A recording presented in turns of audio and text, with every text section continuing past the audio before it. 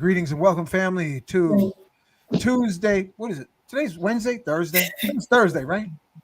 What's today? Thursday? I don't know. Today's That's a Thursday. good question. Welcome to Thursday, yeah. Thursday's page. Yeah. And on this, we are going to do a tribute to Chief NightHawk. We're going to have some honorary guests. But before we begin, let's do the commercial and the opening.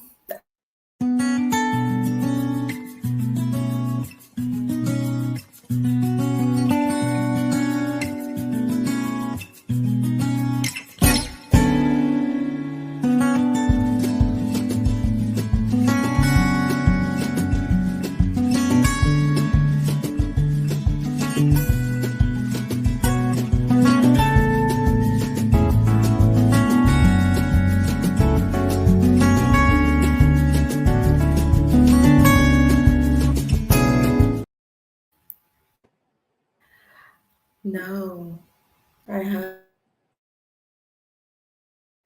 Peace, family. I wanted to show you some of these great quality t-shirts that were designed by the brother Shaka. The I Am t-shirts. I am a generator, an operator, and a destroyer. Great quality t-shirts, 100% cotton. If you like one of these t-shirts, reach out to the brother Shaka at N as in Nancy, F as in Frank, N as in Nancy, Shaka at gmail.com. That's NFN Shaka at gmail.com. Thank you. Have a beautiful day. Here it is, family. The best soup in Brooklyn. Prepared meticulously, exclusively by the world famous Coconut Rob. Coconut Rob, what do you have in this delicious What did I do? conundrum? this awesome feast of nutritious delight. Tell us what you hooked it up with. It's a combination of a couple of things, actually. Couple looks like Yeah. a whole collage. Nah, well, the actual base of it is the great northern beans, great northern white beans, and then we did it with a whole, as you would say, a conundrum of vegetables. All right, the malanga cocoa, which I like, of course, it's a root vegetable, but it's low in starch and rich in vitamin B2. So we use that and let that kind of come to a boil in the water, and then that thickens the broth. Wow. Then we use the barrow bananas, butternut squash noodles.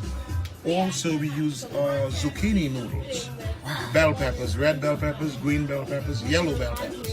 And in this one in particular, we brought some both East African and West African seasonings. We used the East African seasoning called a shiro, which is usually used with miso wet and lentils and stuff. Yeah. So it's added like a little bit of spice. And then we use the Ghanaian seasoning in there that's called shitsu, or shitu, actually. It's like a red bean. Lord have But mercy. this one is all vegan, of course. It's got a nice little spice to it. Yeah, and So- those who are sensitive to salt, is there any salt in here? Absolutely no salt. No salt. We don't use any salt. What days are you here? Well, today I'm here Tuesday. Tomorrow I'll be here too, but the soup days are principally Tuesdays, Thursdays, and Sundays. But, of course, the public demands, I'm going to probably make a small one also tomorrow as well. Excellent. And look good? yeah, man. What's the contact number? Oh, 347-243-1678. And of course, you know I'm here at Nicholas, Brooklyn. 1396 Fulton 1396 Street Fulton in Street. Brooklyn, Brooklyn, between New New York and Brooklyn Avenue. God Absolutely. bless the cook and the time it took. The toppings are arugula, avocados, a mango chutney, a cucumber chutney, and culantro, or what they call shadow benny. Baby spinach and baby arugula. Excellent. Yummy, yummy for your tummy. Family.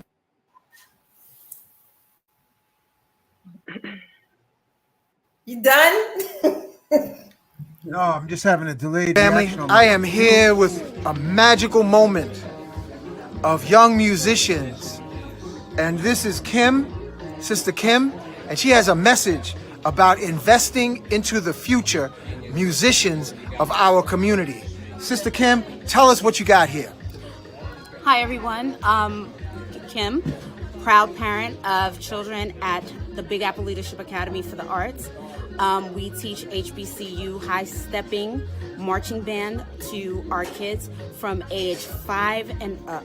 It is a free after school program, tuitionless, and it's open to all. Our kids are amazing.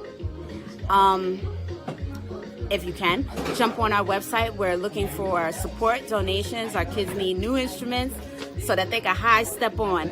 Our website is www.bola.org, BALAA.org. And I appreciate the time. Thank you. Thank you so much.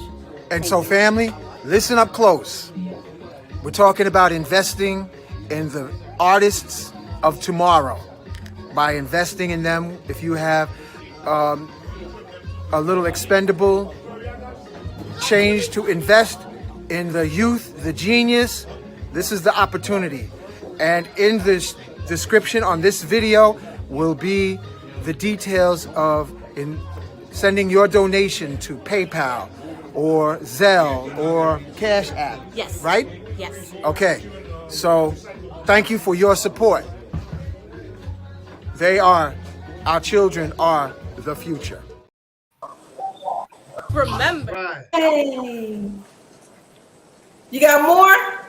Yeah, we got more. Shoot it.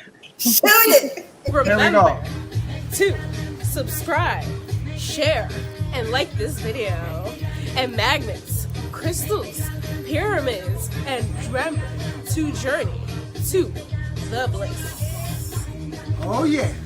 Oh yeah. Oh yeah. Yeah. I got a reaction. I'm pushing a button in the thing.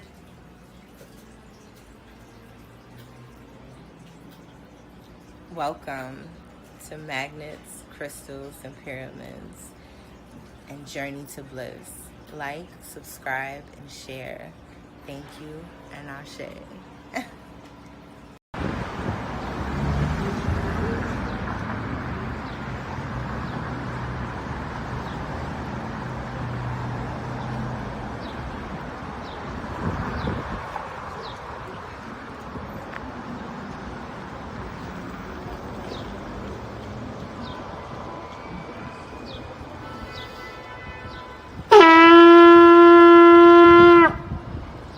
Call to the warrior in you, to the healer in you, the king, the queen, the magician, the lover in you.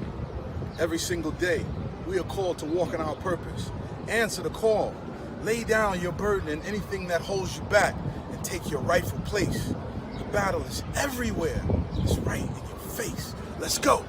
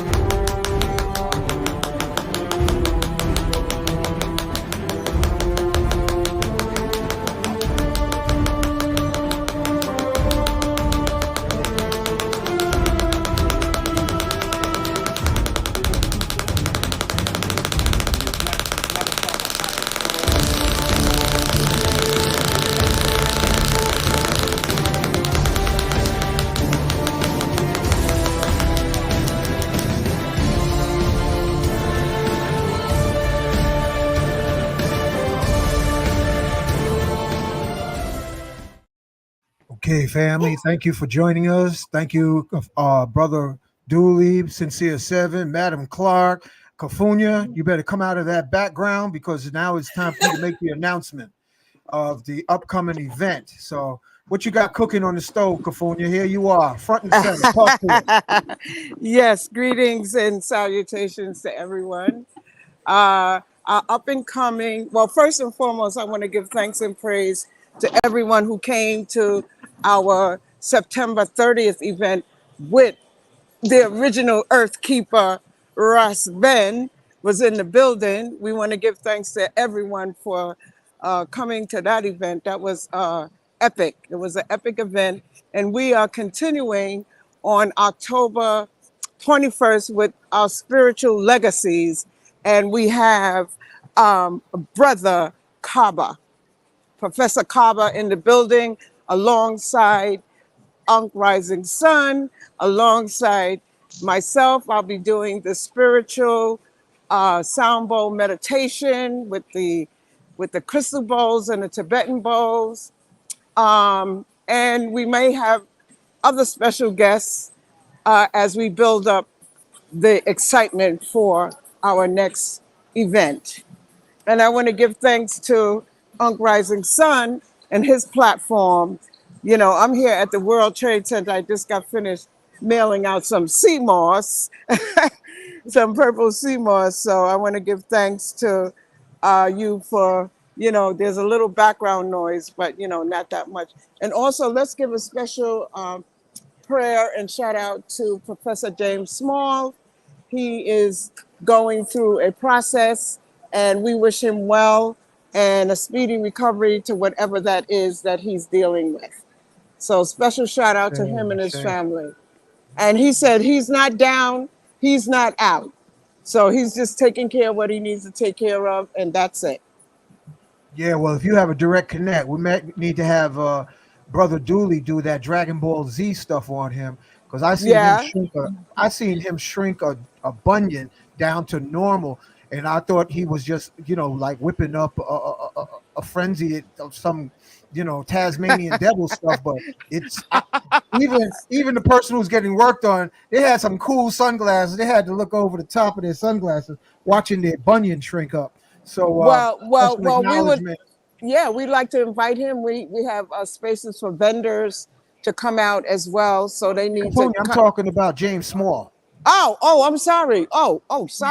Sorry. Okay, go ahead. Yeah, I said if you have a special connection, you know, you can set Brother Duli loose on whatever the condition is so that he can be alleviated quickly. Okay, so you can give him my number or I'll give you my number and he Duli can give you his number right now. But Duli, I don't have a pen. I don't have a pen on me. This is being recorded so you can watch it later. Oh, Lord of his mercy. Duli, say your number.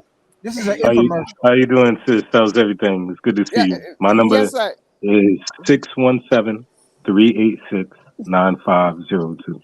Okay. And my number, and you could look at the video later and write it down. Well, listen to this one. Listen to this one, Your Honor, Your Honorable one. Now, this is the Leo that got it up on you now. Go ahead. All right. And my math digits. Okay, I'm writing it down now. Hold on 1 second. What is it? I got the 30. 347. 347. 972. 972. 0901. 901. Okay. All right. Yes. Thank you. Yes, and I'm heading to Jersey right now, to to New Jerusalem, as they call it. And I give thanks, Brother Hank. Don't forget, mark the date. Don't be late. October 31st, October 21st at Nicholas Brooklyn, doors 6 p.m. Mark the date and don't be late. And we'll be having, we're going to have them on your show too. Have Miss Bliss. She's invited because she got some kind of happy heartgasmic tea in the drop zone for a drink. Wow. So, you know, you might get strung out like you did on my tea. You might get strung out on her tea. So now it won't just be me with the tea. Okay? And bring it on. And Brother Marlon, too, is going to be, Marvin is like coming Marvin through, Gaye. too. Like, he's coming through, too. Yeah, he's going to be there, too. Yeah, so it's going to be full of power, full of everything that you need in this time, space, reality. Thank you, my brother. Thank you Thank to the you. Before you panel. go, get home to Jerusalem safely. All right. All right, I'm going to listen in anyway, so I'm going to mute my mic. Okay, cool. All right. All right, Miss Bliss. I see you in the building. Peace. And the other sister and the other brethren, me don't know who them be, but Oh you no, know. he's another Leo, just like you. So Oh we got my two God. lions on the at the gate on the left and the right. Lion paw, lion paw, lion paw. Yeah. So we All had to right. have a roar and a meow at the same time. Meow. So I'm gonna mute my phone. Thank you for having me, and I look forward to seeing everyone on October 21st. Okay. Yes, I. Mwah. All right. Now we getting wound up, family. Now just I am in me. I am in Sincere Seven. I am in Miss Bliss. I am in Brother Duli. I am in Cafunia. I am in Madam Clark. I am in you, the Jedis who are listening to the show. Thank you for being born. Thank you for being alive. Thank you for surviving the crash site of your adolescence. And remember, now is the time to celebrate you knowing what you was born to do. So as we individually and collectively in the spirit of Ubuntu look into our countless past lives from the time that we first left the heart of creation, we say to all souls, ignorant, fabulous, tremendously wonderful, and whatever else. Yes, I am forgiving all soul incarnations from my past lives. And I ask that all soul incarnations in my past lives to please forgive me, we. And yes, and most of all, yes, I am forgiving myself in this dream reality. And as we peel the consciousness of our heel to the now and possibilities in the future, yes, I am forgiving all dream time incarnations, and I ask all dream time incarnations to forgive me. And as I become more aware, I am master dream and dreaming in mastery, I forgive myself for the tapestry of my creativity, knowing and unknowing, seen and unseen. And we say, Ashe, Mahalo, Donada, Wado, Amen, Amen.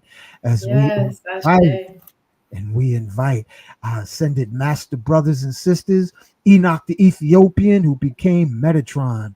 Thank you, and we invite you. Ascended master, the latest Christ born in the Congo, Simeon Toko. Thank you, and we invite you to be on our platform. Sheikh Amadou Bamba, Superman, Sheikh Ibrafal, Superman, who flew through the air, bulletproof, hungry lion proof, fireproof, bulletproof. We thank you and we invite you to be on the platform. Yeshua, Black Madonna, Mother Mary, we invite you and thank you for being on the platform. Saint Germain, gatekeeper of Mount Shasta in Northern California, into the hollow earth that we live on average 1,500 years, but while we scrambling on the earth's surface, we only experience this minuscule dream time. We thank you for holding space as we thank Mary McLeod Bethune, Frederick Douglass, P.B. Randolph, Nat Turner, my distant cousin. We welcome you and thank you all to be on the show. Chief Geronimo, Chief Osceola, Chief Crazy Horse, Chief Sitting Bull, Chief Seattle. We invite all the medicine men, the medicine women, and the spirit of Chief NightHawk. We thank you and invite you to be on our platform and guide the tempo of the show tonight and giving tribute into your life celebration. And we say together again, Ashe, Mahalo, Donada, Wado, Amen, Amen. Let's get on with the show. Ashe. Okay. So, I want to give thanks to Miss Bliss for, she actually put this show together and kind of like had me push the canoe while she was directing traffic in the pond of life.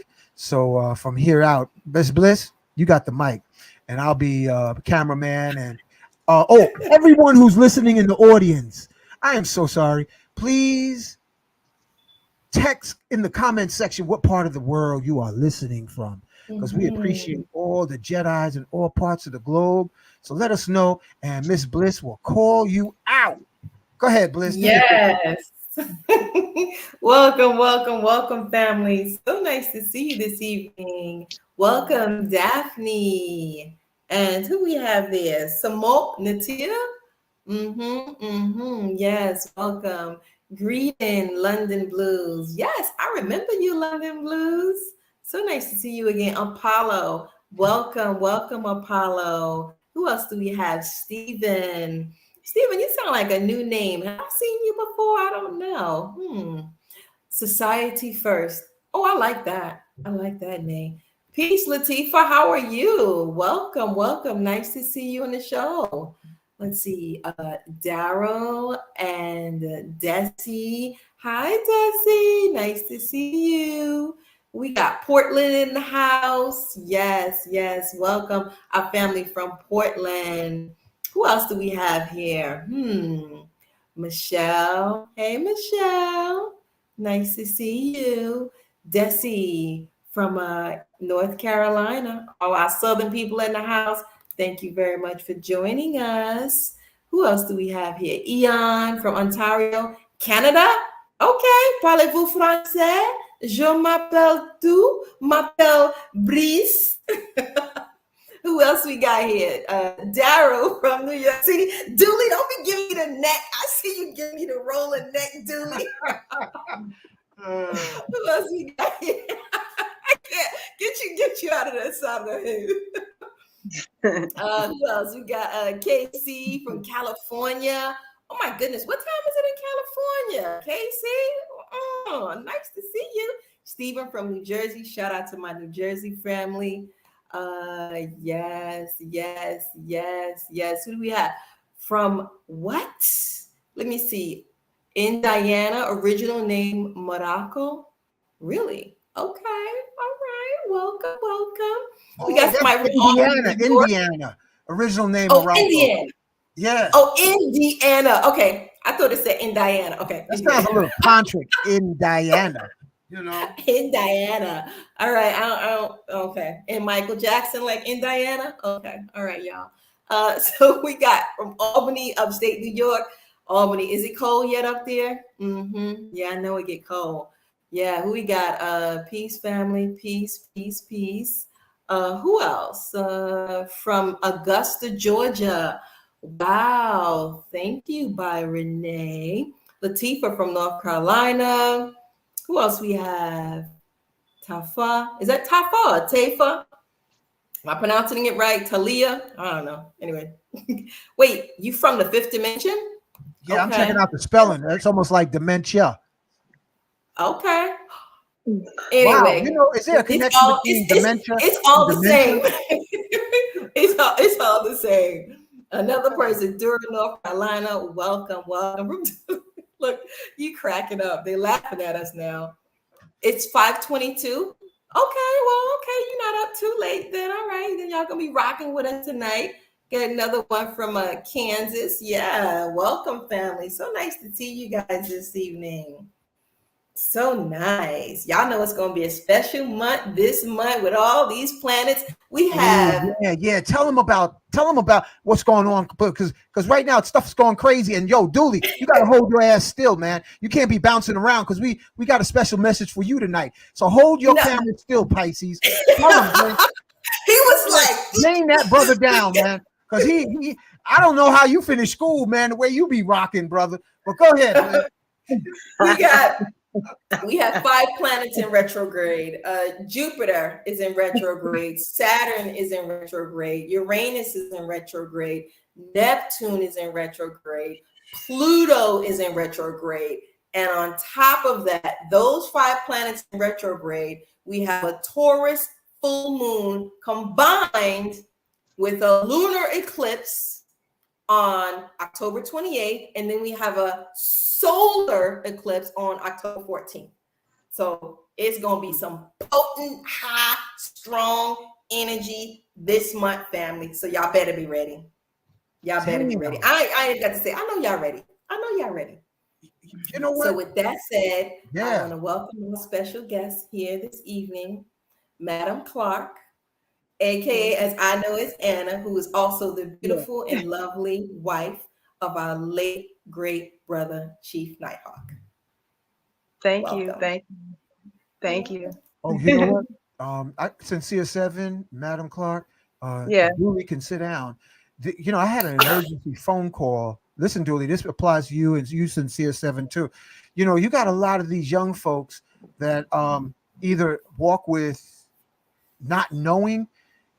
Sincere Seven, Brother Duli, Madam Clark, I just got a phone call that a young man, that one of the medicine people, you know, beautiful Sag, I'm not going to blow her out, but she was telling me that a friend of hers, a son of a friend of hers, stepped out and took some shrooms and lost his, basically going through psychosis. So before we just go into the show, any suggestions if she's listening? Brother Duli, basically, he took some shrooms and he ain't been back yet, and he's going through some kind of psychosis. The daddy want to put him on the funny farm, and the mom is looking for holistic approaches. Any suggestions, Brother Duli, Sincere Seven, Madam Clark? I just want to add a little bit of more clarity to the situation of this young man. He's approximately in his 20s. He started off microdosing. Then he went to a large dose. No one knows what strand he took. No one knows how many grams he took. No one even knows at this point who served him. So he's also experiencing some type of suicidal thoughts and wishes. He's acting a little bit radical. So anything you could suggest would be wonderful. I could add on to something. I had a case like this when I was in California. That's what I told him. Yeah, I was up in Cali, and I was doing some work out there, and the same scenario, exact same scenario. So the parents, the mother and the aunt was going to put the young man into, the psych ward, and I said, I was like, may see him first before you make any decision. Let's go talk to him, and like most cases, in a lot of these cases is that these individuals have had a speed up process. Some people call it a spontaneous Kundalini activation. All right. Where they have all of a sudden overnight access to the spirit world in other dimensions where they never had that before, and that's why we're bringing up Chief NightHawk tonight in a tribute to him. And I remember what Chief NightHawk said on Hang's show here before. He said, before people start diving in deep with the psychedelics, before people start jumping off to the deep end, of the pool, start the cleansing process. Start the cleansing process. So Chief would always talk about that as well. Chief NightHawk on the level of like, make sure you're cleaning out your circuitry. Make sure you're doing some combo. Make sure you're doing some type of cleansing for you to mentally prepare yourself for such journeys. And most people in this psychedelic realm, all of it's getting all popular now. No one is bringing that up. No one is bringing the fact that there's preparation work that people have to do before they even start getting into this medicine work. That's the first thing, first and foremost. All right. Now, since he already jumped in the deep end, there's things that he can do. All right.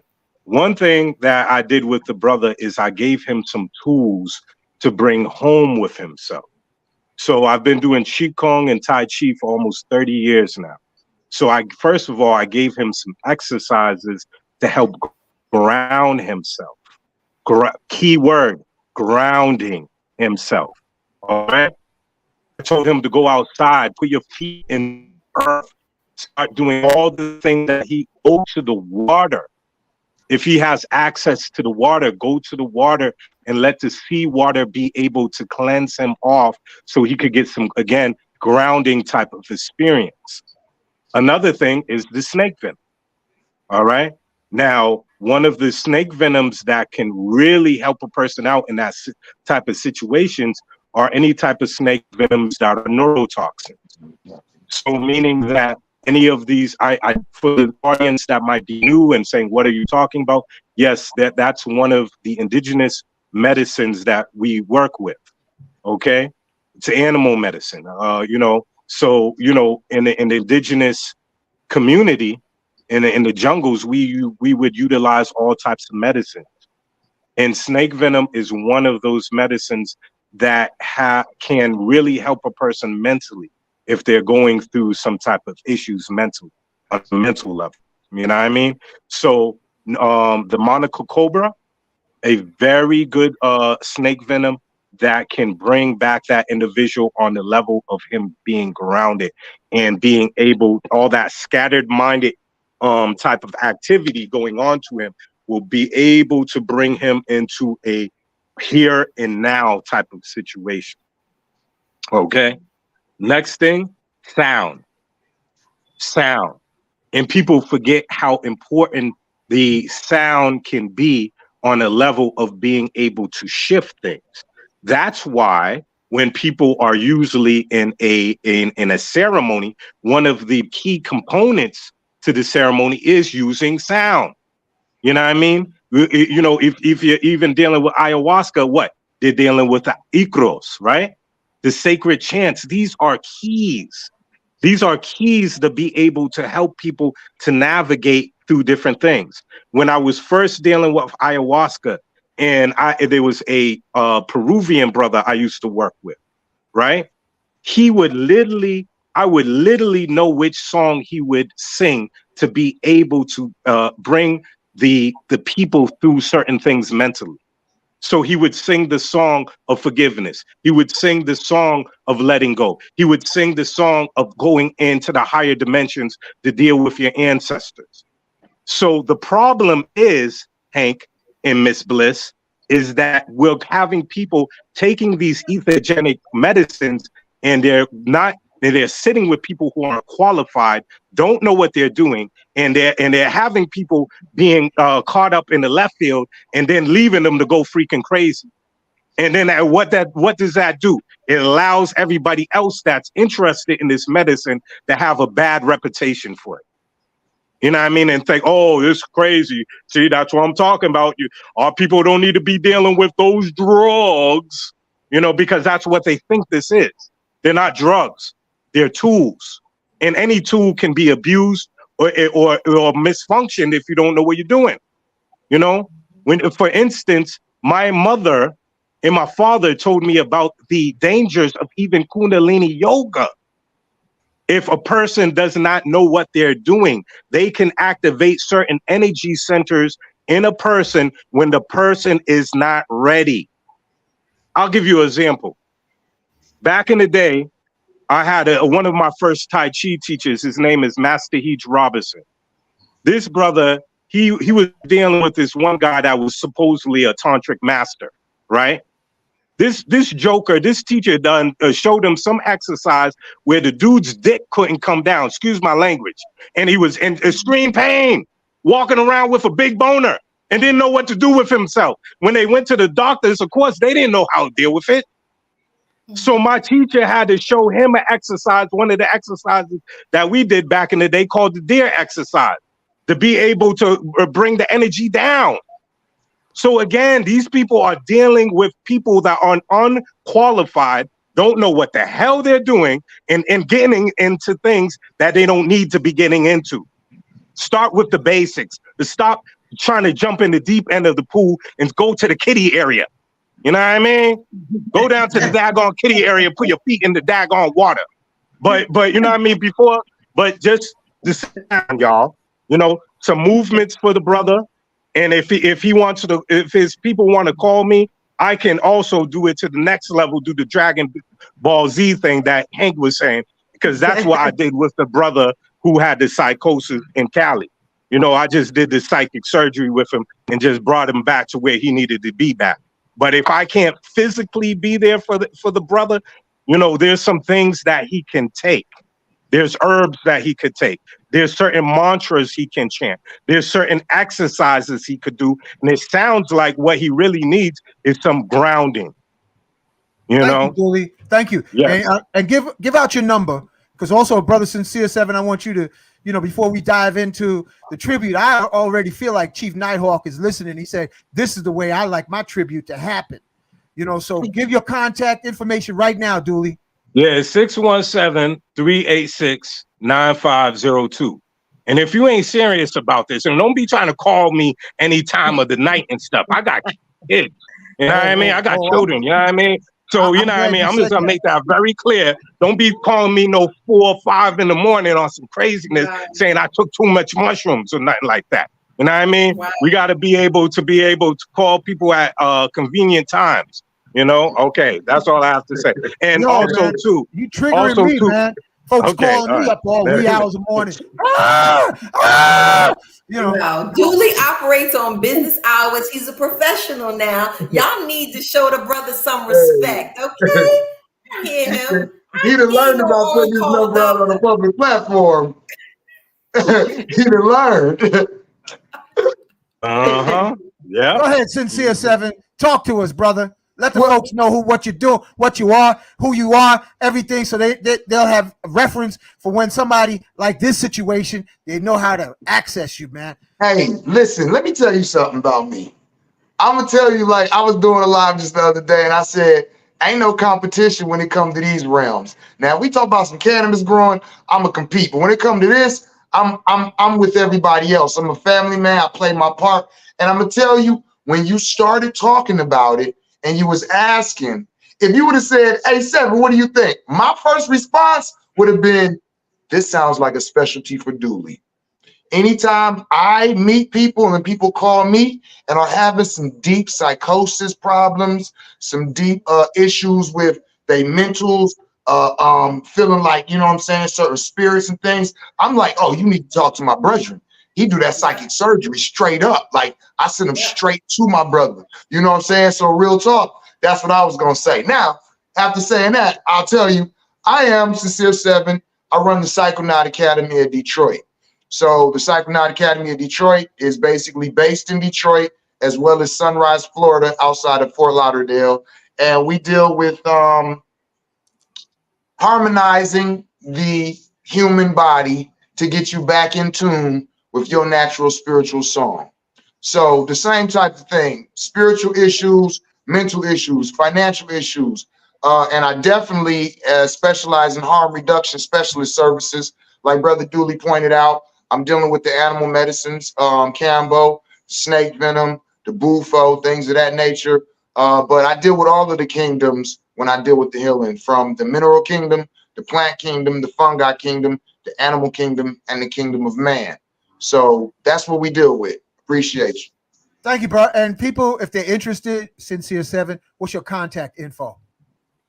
Psychonautdetroit.org is the website, and you can log on to psychonautdetroit.org and request a consultation. I pretty much respond to everybody. Psychonaut Detroit, the Psychonaut Academy of Detroit on YouTube if you want to follow me. And on Facebook, I am Sincere Genesis and Sincere 7. And on Instagram, I'm the Detroit Medicine Man. Thank you, brother. Thank you. Thank you. The mic goes back to you, Bliss. We got past the hammer hitting stuff. Now we're coming back to the soft style, maybe. Now we getting into the tea of things. Yeah.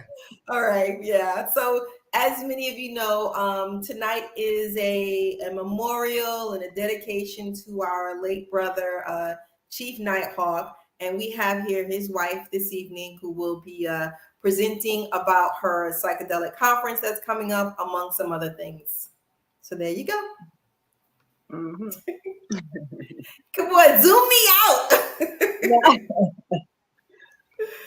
Roger said. Yeah, hold on a second. I'm trying to bring up Chief NightHawk. Oh my goodness. Technical difficulties, family. Technical difficulties. Yeah, it's working. I gave you the photo. Do you need me to give you another one? How's that? Shout out to Madam Clark. Hey. Beautiful photo. Yes, yes, absolutely. Yes. Yeah, this first time seeing your face. You remind me of who is it? It's a very famous vocalist. The smile you have. You sing, sister? Yeah. Tell us about you, because you look like a vocalist. You know, like you got that kind of like Sarah Vaughan kind of smile. You know what I'm talking about, Sincere Seven? No.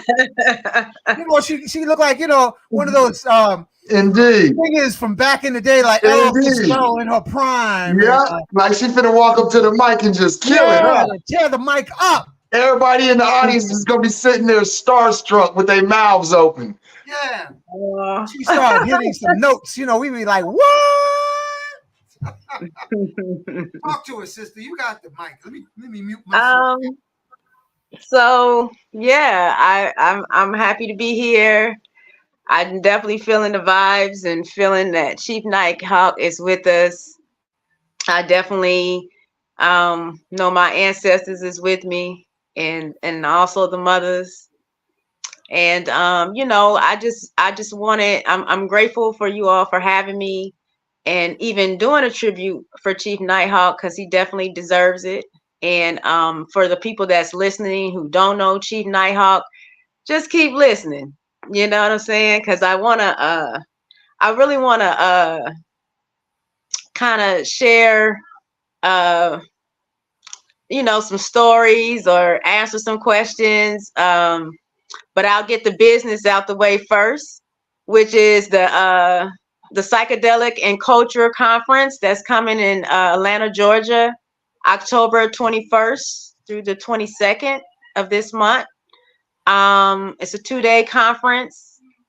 If you go to at NighHawk Therapy on Instagram, the link is in the bio to purchase tickets, and also the GoFundMe link that is for his legacy, so his work and his vision can continue. I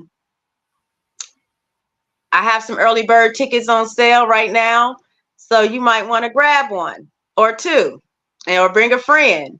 Conferences are always a great way to hear great information, and just what you guys, Ms. Bliss was talking about earlier about the person that was going through the psychosis, just sending them good energy. But also, this is why the conference is needed. Because one thing that Chief NightHawk was about was education, and y'all had me laughing about those 3 o'clock in the morning phone calls, because people would definitely do that.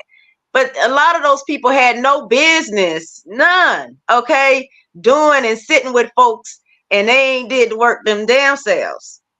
And so he would always be like, why you calling me? I don't even know what's going on. You know what I'm saying? You calling me 2 a.m, disrupting my sleep, Why you doing this? Why you just didn't refer the person to somebody that know what the hell going on? Would be his response. And so I just always say, these conferences is a great way for anybody listening to this show, for you to come get educated, for you to come to get and meet people who actually do this here work, for you to actually, rub shoulders with people and network with people of like mindedness. And so that's why we're doing this here in Atlanta, Georgia. One of the last things he wrote on the black and white board we have is plan for the psychedelic conference. And when we went to the conference in Miami earlier this year in April, he had did Yopo. Duli, I know you remember this, when he had did Yopo at the at the conference. And shit, we went back to the Airbnb, right? And we went back to the Airbnb, and when he came out of that, he said, "Why we don't have a conference in Atlanta?" And I said, "I don't know." He was like, "We're gonna plan one." So at first I was like, I don't know if I feel like I'm up to it to do it, but I felt like it was necessary to strike when the iron is hot, and that it's needed here in Atlanta, because Atlanta is the culture. And so I want to be heavy on the culture here, exposing people to the culture of Atlanta. Atlanta is the pulse of the culture these days, whether you like it or not. So I find it very befitting to have this conference in Atlanta, Georgia, in his honor. This is the inaugural one, but we will be doing this every year. So we're going to just get better and better with it. And we'll have some dynamic speakers. We have Mudu, we have Acacia Lewis coming. And we have some other, those are going to be our keynote speakers, but we have some other people in the lineup. We have Chief Rock Ego, who is part of the Yamasee Nation, because see, Chief NightHawk was the official medicine man of the Yamasee Nation. So I had contacted him and I said, hey, you know, I think the people, the brothers and sisters need to come out and hear their history. So he said he had to get back to me or whatever, and I'm glad that he did, and he'll be there. We're gonna have some vendors and stuff like that. We're gonna have a after party Saturday night. So we planning to, this is my first time ever planning a conference, but I'm a fast learner. Everything I'm doing right now has been, learning on the fly. And as Chief NightHawk would say, on the job training, and that's how he learned me. And that's how, I became good at what I do. You know what I'm saying? Because he always supported me. He did not stand for mediocrity. And so if you're out there, you're a practitioner, you're listening to this, if you're out there and whatever genre or career that you do, that's one of the things that he represented, because Chief was in a lot of different worlds. He wasn't just a medicine man. A lot of y'all listening might just know him as that.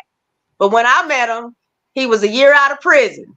So you can imagine what type of person he was at that time. And not to toot my own horn, but I had been on my path for a long time at that time, and I turned him on to a lot of different things that really edified his growth and his evolution into Chief NightHawk. And so we were doing ceremonies for years, before he started helping others. And that's why I will say to people, don't be in such a hurry to help others. You have to really understand service. Okay.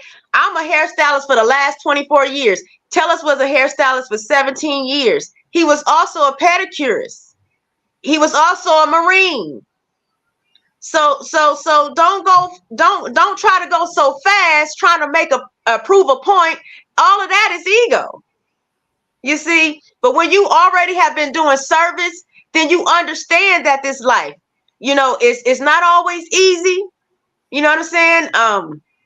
We give a lot of energy out, but when you see people develop and grow, it is worth it. And I was able to witness Chief NightHawk's growth over the 17 years that I knowed him. And I'm really happy that I witnessed that, because it was a very beautiful experience. And this is just him crossing over is just another leg of that contract that me and him have, that he's supporting my efforts. He's supporting this conference that I'm having and all the things that we will do, because what the Legacy Fund is about is a marathon. It's not a sprint. It's about showcasing who he is, but all the visions that he had coming to fruition, even though he's not here. And so that is my aim. That is my goal, and I can't do that alone. It takes a village for these things to happen. Different people with their expertise to help me. And I got a lot of things in the work, because I know this psychedelic world very well. And just because you ain't heard of me don't mean nothing. You know what I'm saying? Now you're going to get to know who I am. Tellus was always a person who, he was a life path number 8. So a lot of the celebrities, a lot of the musicians that we love and all of that, they're life path number 8. And he was always the medicine man of the people. He was a natural humanitarian. He was an Aquarius. He was a natural humanitarian. Everything that he did, I was bombarded with countless of stories when he transitioned of people saying, "Oh, he helped me do this. He helped me do that." And I lived with him. I didn't know he did all that. So I just, that speaks to the character of a person that no matter what they've been through, that they can help other people. And I admire that about him, because he was homeless once before, and every time we would leave a restaurant or something like that, he would turn the car around and drop the food off to people, our leftovers or what have you, and he would be like, "Let me get this man this food," and turn around and keep going, And so he was just that type of person. What you saw is what you got. And some people didn't like that. Some people thought he was too much, But when you being authentic, you can't be worried about that. You know what I'm saying? You might want to check yourself, and maybe you need to do a little more. You know what I'm saying? So that's what he represented. He wasn't for the faint of heart. He was going to call a spade. And I sometimes couldn't stand it myself. But, I learned to deal with that type of man. It's not a lot of real men left in this world, but he was definitely one of them. A lot of women don't get to have a relationship with a real man. And he stood in the gap for a lot of women, especially in the hair industry. And if anybody in the hair industry that know me, shout out to y'all. He stood in the gap for a lot of those women, because he was one of the only men that they knew that was reputable, that they knew personally a lot of the times. You know what I'm saying? And he would look out for them. If I had a girlfriend, he would look out for her. You know what I'm saying? If she was my good friend, he would look out for her if she needed any type of assistance that he could help with. And so that's just what type of brother I'll need he to was. do some workshops. Well, you could need to do some workshops, because what we see with these young women nowadays, they have really fell into a ditch as far as education, as Bernie Mac would say. They're in a bad kind of way. You need to school these this next generation, but they're running amok. And I do, brother Hank, because I'm gonna tell you, as a hairstylist for 24 years, I am basically a woman's anthropologist. I have studied this. I have asked the questions. I have heard all the stories that could be told that women can tell. And I have dealt with different ages. When I was 22, when I first started, I hung around ladies that was 50 years old plus. And they pulled my coat, you know what I'm saying? And I wouldn't be as wise had I not been a hairstylist all these years, because it let me have an inside view of how the consciousness of Black women really is. And there is definitely what's the state of affairs according to a hairstylist as yourself? What's going on out here? Because ain't nobody else know. And you sound like you would definitely go to the beauty parlor to find out, like the brothers go to the barber shop. Absolutely. And a lot of times they get mad at me because I'll be telling them the truth. You know what I'm saying? And that is my duty, and I'm gonna do it. I don't care if you get mad at me. I'm not gonna agree with you because I have a vagina too. Right is right. And then it's even bigger than that. You gotta have accountability. So and that's not easy. Go on, testify, sister. I had my struggles with that too, because I come from a very strong-willed, strong-minded mother, and I got a bunch of sisters. You know what I'm saying? And I had to work on that. But after I dated several men and they kept telling me the same thing, I knew it was me. So I had to do some unpacking about why I could not admit to who I am, or who I chose to be, or how I showed up, or what their experience was of me. And so Chief NightHawk was definitely a part of that. You know what I'm saying? Like, you know, when we first got together, we used to go back and forth all the time. And I remember I met this old man one time, and he said the women control the temperature in the room. So if it's too hot, if it's too cold, that's on you, sister. And it's true. It's true, you know. So you can't. And what a lot of sisters is doing is pointing the finger. Why is it too cold in here? Why is it too hot in here? Well, sister, you need to go on and control the temperature. Now I got a question because I gotta stir this up. What is it with these women that don't appreciate brothers who try to assist them? Can you tell what's the psyche of the broken-hearted, wounded souls of our sisters here in America? Drop it on us, Madam Clark. Well, and a lot of them don't have daddies. Woo! So there go the biggest problem. And if they do have a father, they ain't trying to work on mending that relationship so that they can be better women. Woo! And so that's something I know from personal experience. You know what I'm saying? I when I was 18 and I was in college, shout out to CAU, you know, I remember writing my father this long letter of how I was so mad and this and that. But then the thought came to me, like, maybe you need to hear his side of things. Maybe you need to listen to what he felt in that whole circumstance. And from that point, I have worked on my relationship with my dad, and I love my dad. I just seen him a couple of weeks ago. He really looked out for me when Chief NightHawk passed. You know, it's priceless. Now, is my father all the things that I think a father should be? Hell no. However, what good he does have, I am here to receive. I am a lot like my father, and so that has really showed up in my life. It helped me become a better woman.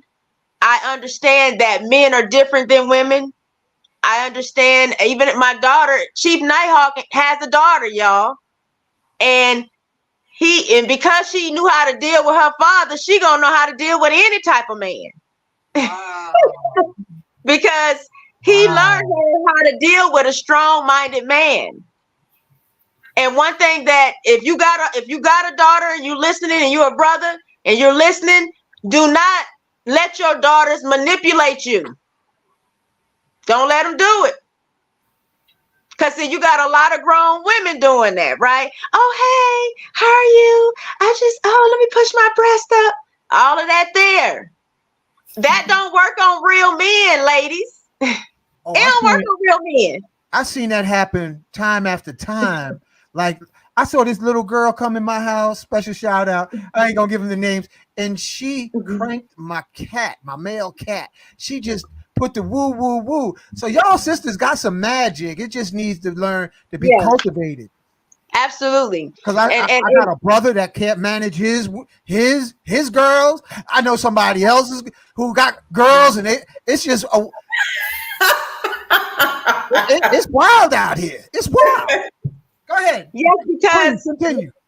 One of the things that men have to understand and do is that you have to stand in your masculine when the woman gets emotional, even if it's your baby girl, so that she can learn that, oh, I could do all this crying and complaining, and he's just steadfast.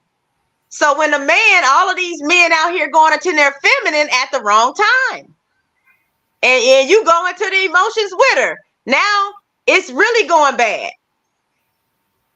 So when you stand in your masculine, a lot of women, they don't know what to do. They're like, what did you hear what I said? Are you listening? You see what I'm saying? But the brother is holding the space of being calm. The brother is holding that space. Ain't nothing to say. Let her get all that out. You don't have to join her on that hill.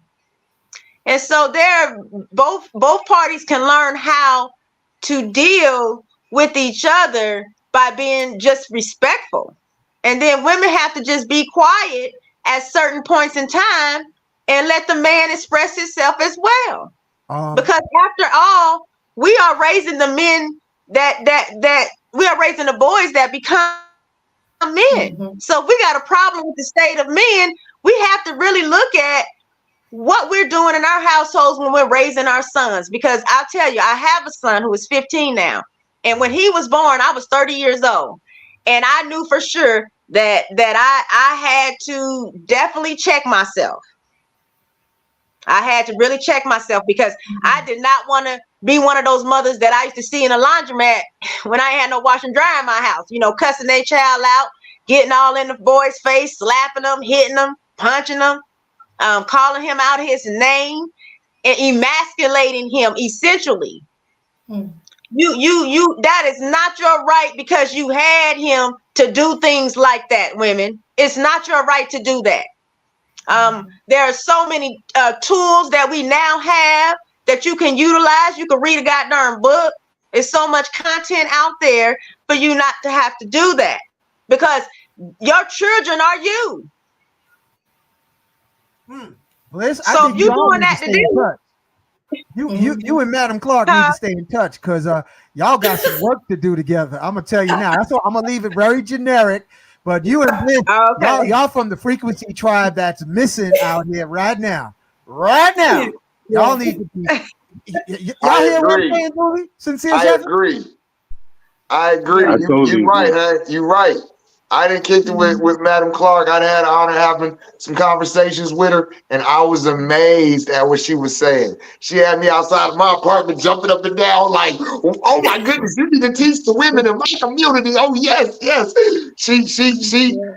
Hey, and she ain't taking no sides. She's just telling it like it is and being real.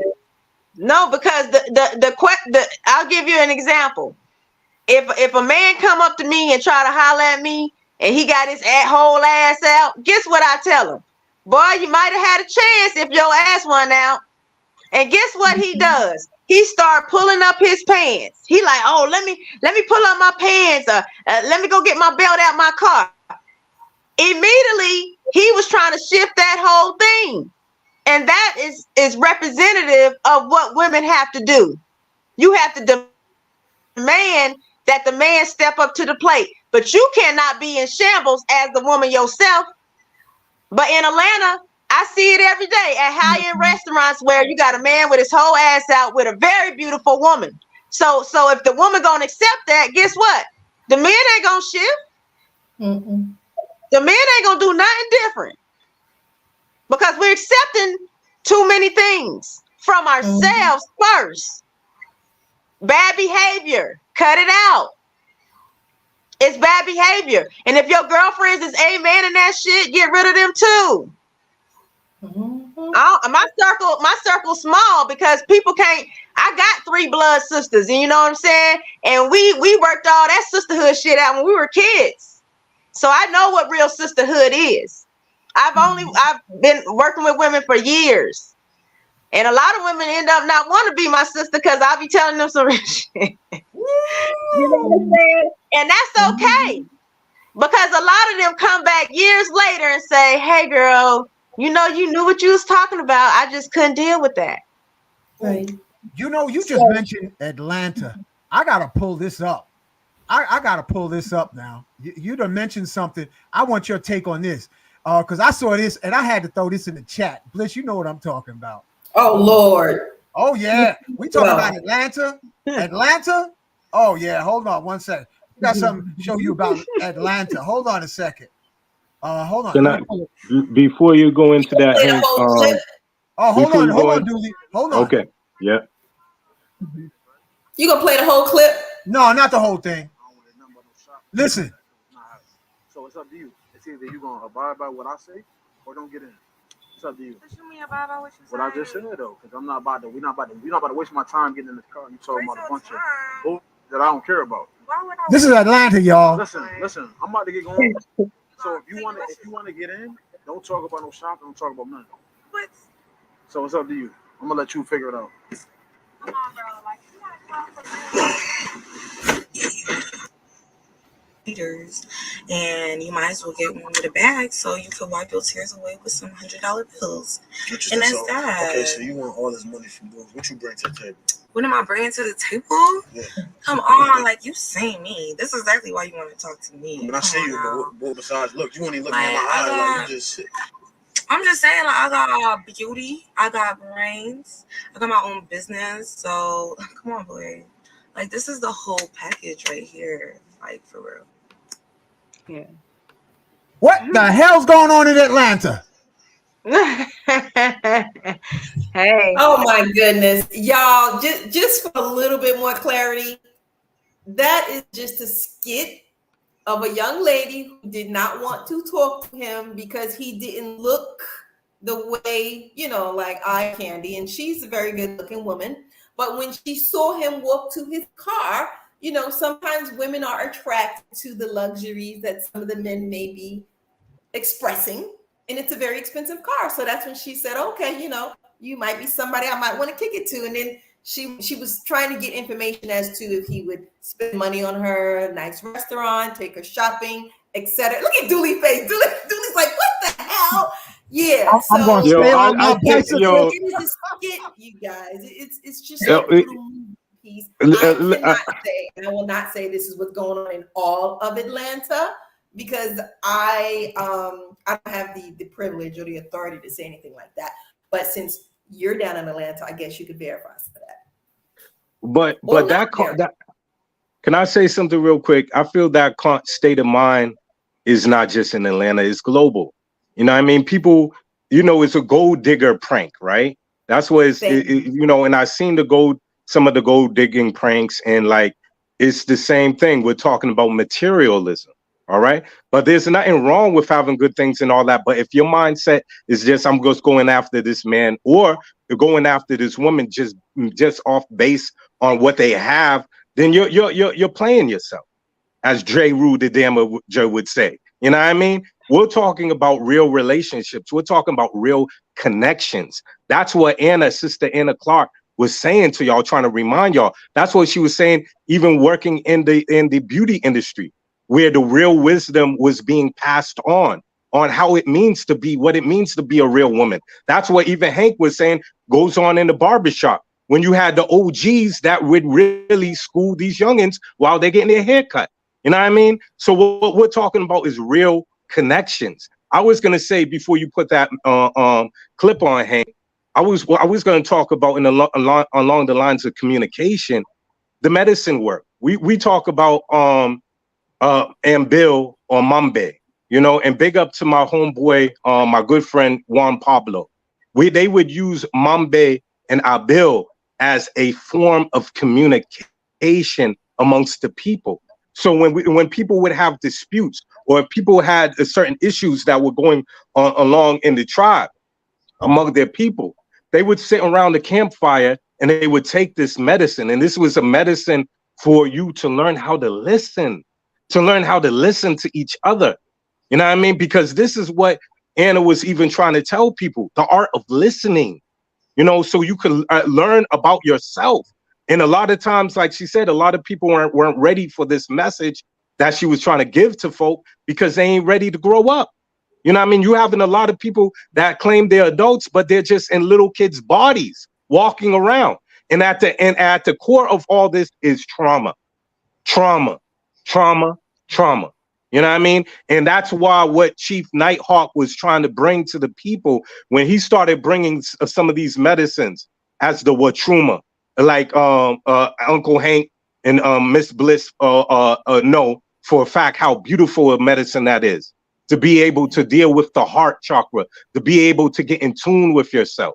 Chief NightHawk would sit with the Watruma. He would sit with Mama Aya. And he would allow people to be able to look at themselves. This is what this journey is about. I'm looking at the man in the mirror, as Michael Jackson would say. This is what this journey is about. It's not about anybody else. It's not about pointing the finger at the next person or seeing what the next Joneses is doing. It's about looking at yourself, and looking at yourself introspectively, deeply, trying to see where this stuff is coming from. I remember ayahuasca ceremony, And I had a sister that was trying to point the finger at somebody, and until she spun around, she did a 360 and fainted. But her monkey mind reaction, she was trying to find somebody to point a finger at, and she ended up spinning in a circle and fainting. It was funny. It was funny to watch. I ain't never forgot. Duli, you just brought that back to my memory, man. Yeah, man. You know, who's the first to throw a rock? You know, first one to throw a rock. Don't have sin. Be the first one to throw a rock. Well, none of us can throw a rock. We're all working on something with ourselves. And as you work with this on this path, you'll have a little more compassion and understanding for people. You know what I mean? And that's what Sister Anna was saying. This is about service. First, learning how to be able to serve the people, being able to learn how to hold space for people. You know what I mean? I spent many years in New Hampshire just being in ayahuasca ceremonies, not wanting to serve nobody, just learning how it means to sit and hold space for people, how to listen to the most subtlest things, what a person might need in that moment. You know what I mean? And those things are very important along the lines of medicine work. And that's what that Chief NightHawk, that's what he was about. You know what I mean?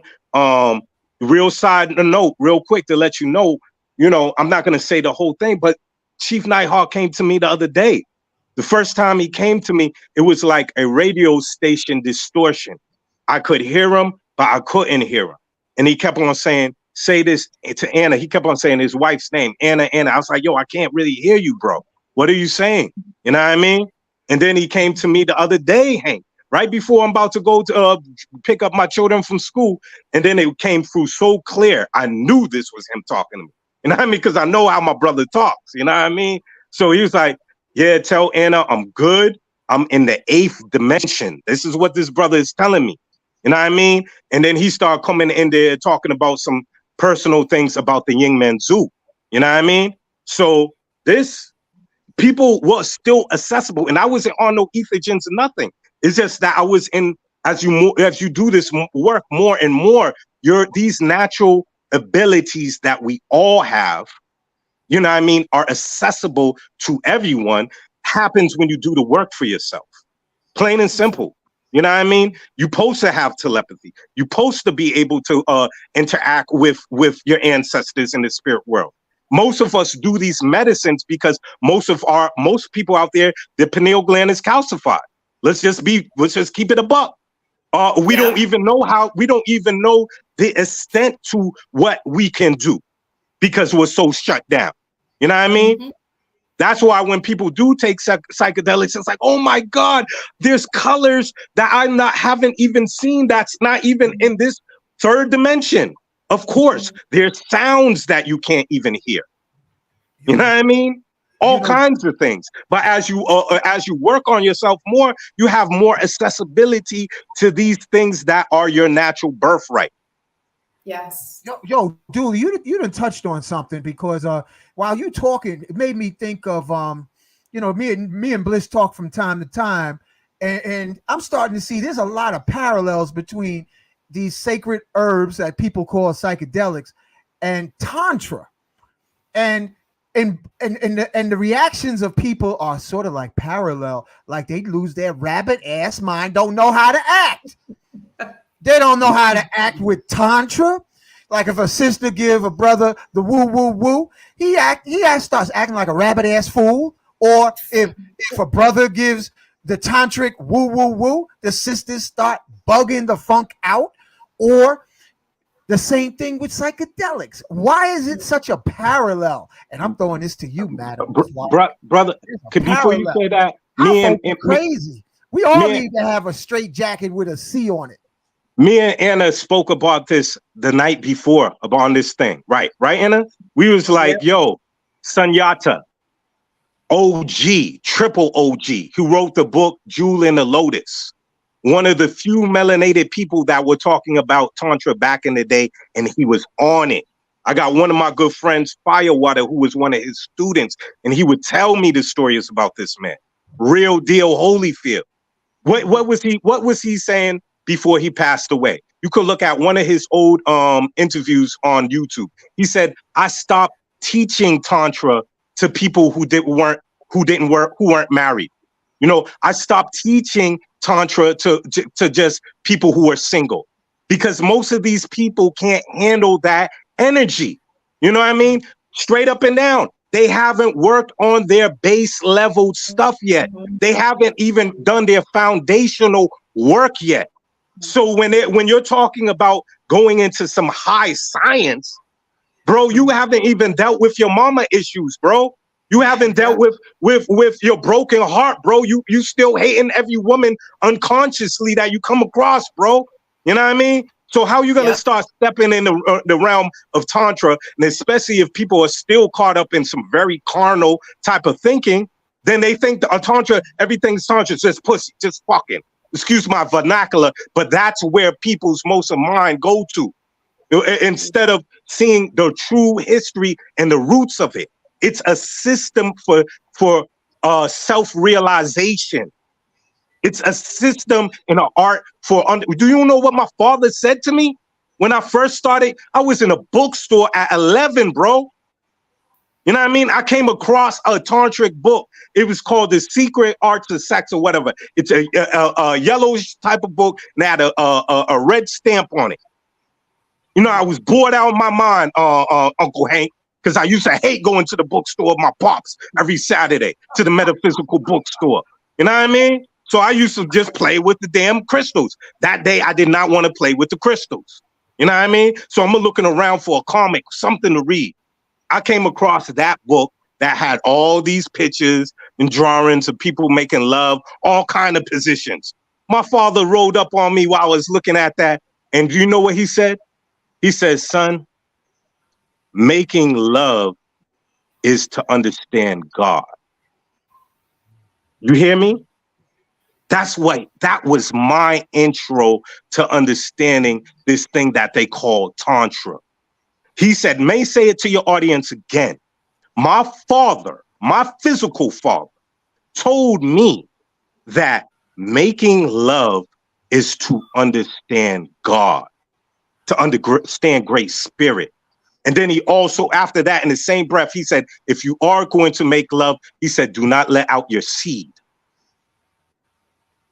This is what he's telling me at 11 about inner ejaculation. So we're talking about a foundation here.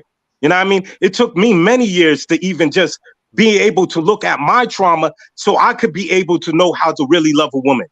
I had to learn how to love myself first, man. And I'm still going through that shit, man. So the fuck people talking about want to get into all these high sciences when they haven't even dealt with themselves yet and gonna drop some trauma on some other person. Bring your garbage to another woman or another man. Deal with yourself first. Come on, Madam Clark. I want to hear your vocals now, girl. Well, it's you know, I love what you said, Brother Duli. We did have that conversation the other day, and yes, I mean we live in the age of information right now, right? So I would say to everybody, you know, get up your discernment skills, get up your intuition skill set, because if you can't decipher the information that's coming to you to say, is this real? Is this true? Is this for me? Is this not for me? You know, and you just swallow and consume everything that you run into, you're going to run into some problems. Everybody is not ready to look at these high sciences and experiment with them. And I'm a big fan of experimenting. You know, I definitely preach that, but sometimes you're not, like Duli said, you haven't dealt with your base self. If you have read The Jewel in the Lotus, you will notice that most of the book is about self exercises to do with oneself. Only the back of the book is about copulation and with your partner. So that's telling you right there that this is really about building that energy, your sexual energy with yourself. You know, readying the body for Kundalini. I'm a Kundalini yoga teacher, and that's definitely one of the things that the yoga is trying to do, is ready the nervous system so that if Kundalini should rise, that you can maintain your sanity. because Madam Clark, you done started something now, girl. How many a lot of times, folks out there with Kundalini psychosis? absolutely, and I understand because you were eating McDonald's for the last 15 years, you know. So if it happens to you spontaneously, you are a fish out of water. Even if you know what Kundalini is, it's a popular word right now. But when I was going through that experience, because there's levels to that shit, there was nobody directing that traffic at that time. So a lot of times, you know, you either need to find somebody that knows what they doing, or you just need to wait till you get to a better place to dabble, because there's a lot of dabbling going on right now. Oh, I'll take a little this, take a little that. Oh, I'll mix this up and put that together. You don't even know what recipe you cooking up. But then nobody wants to deal with the end result, right? Everybody want to say, oh no, catastrophe is happening, you know? So you definitely want to get your discernment up, because if you run it in, I tell my kids this, unlike me, they got the internet. I didn't have the internet when I was a kid. You know what I'm saying? I stayed at the library. I was an avid reader. I didn't grow up with a TV.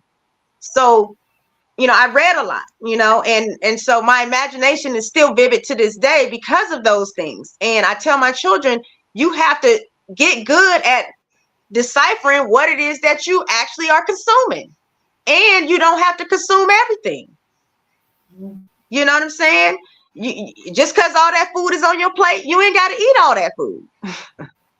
So, you know, you gotta listen to your body. You gotta listen to your consciousness, even when it comes to your mate.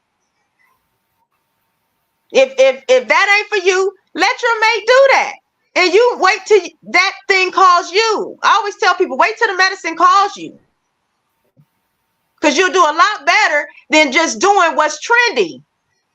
Just doing what the next person is doing. You find yourself in a conundrum sometimes because you ain't being true to yourself. That's what was written in Kemet, was to thy own self be true. So when you're off that road, you could definitely bet that you're going to run into some things that you could have avoided. So you know, that's what these medicines really are about. It's certain. I've never done bufo. You know, somebody might say, I mean, tell us all, you know, he has bufo. I've never been called to do that medicine yet. And I'm okay with that. You see what I'm saying? Just because I have it don't mean that I need to jump off the porch. And it ain't got nothing to do with being scared or I don't want to do that. It just ain't never called my name. So that's how I be true to myself and I stay in my lane, right? Because that's all that is necessary, you know, on this path. And that's one thing that Chief NightHawk did. He stayed in his lane, whatever lane that might have been. Because one thing about it is that he was a Marine, and he would always tell me, you know, when I say something to you, I don't need you to be giving me all them questions and stuff like that. If I'm being dead serious, I need you just to respond and move, because it might be a life or death situation where I ain't got time to explain. So that was something we always worked on, was like we had you know, different looks between us that we would give during ceremony. A lot of times in ceremony, we would be just quiet. Sincere will tell you, when we came to Detroit, you know, yeah. But we spoke intuitively to each other a lot of the times. That's because we worked on knowing what those looks meant. Nonverbal is one of the highest languages. I would encourage people to really look at nonverbal language, because it's a higher language than these words. You know what I'm saying? And especially women, because that's how you choose your man. And going back to that a little bit, but that's how you choose your man. It's a nonverbal conversation. And men, contrary to popular belief, men are very good at looking at nonverbals. So much so sometimes that it gets them in trouble. Could you share a little bit? I remember when I was we were talking on the phone, you were saying how deep your relationship was, where other women were welcome to come to the house because you knew that he needed to have those relationships, because we have a lot of sisters out here who would not even entertain the idea of having another woman at the house with their so-called man. I mean, you know, Tellus grew up in a hair salon, right? So he was always around beautiful women, even as a boy. And he was at a hair salon. He was the only man there. He was a straight man in the hair salon. He did pedicure. He was the only man in that salon. So he was always around women. And I know he loved women, but I knew he wasn't no hoe. You know what I'm saying? I know that. And so some men do hair and you know, they so enamored by a woman that at the end of the week you ain't made no damn money. Because all the women done asked for discounts. And you done gave it to them. So with Tellus, you got to pay him all his money. He don't care how fine you is. You still here's the price. And he used to hit them hoes over the head with the price. So that he was not gonna come home short talking about he can't pay this or that. Not to me. And so he played his position is that he understood very well that the men the women chose the man. He understood that.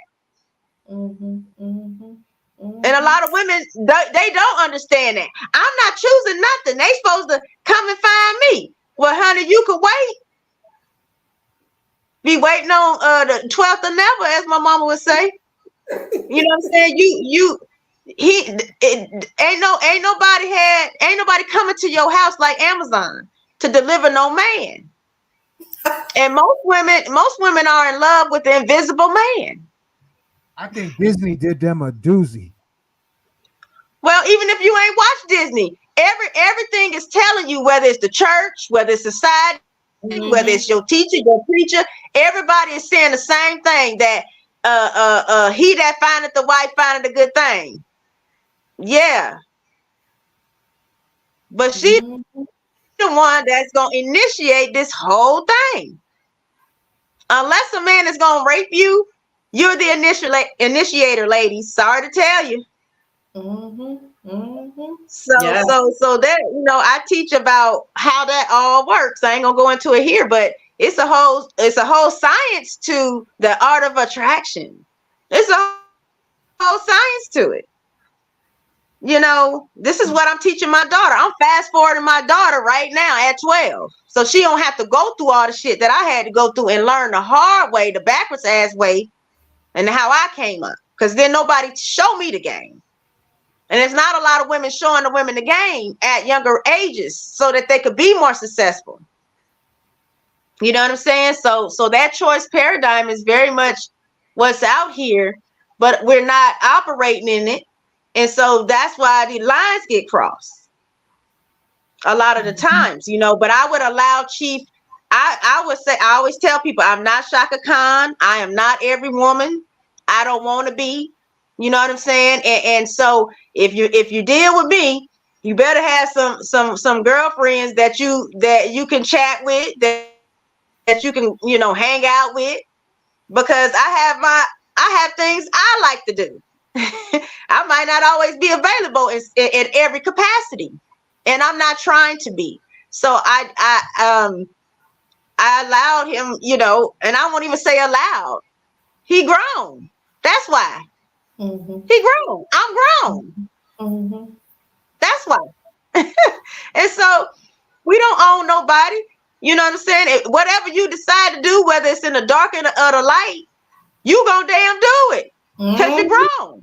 Exactly. And so you can fight about it all you want, but it ain't gonna change the parameters of the situation because you don't like it.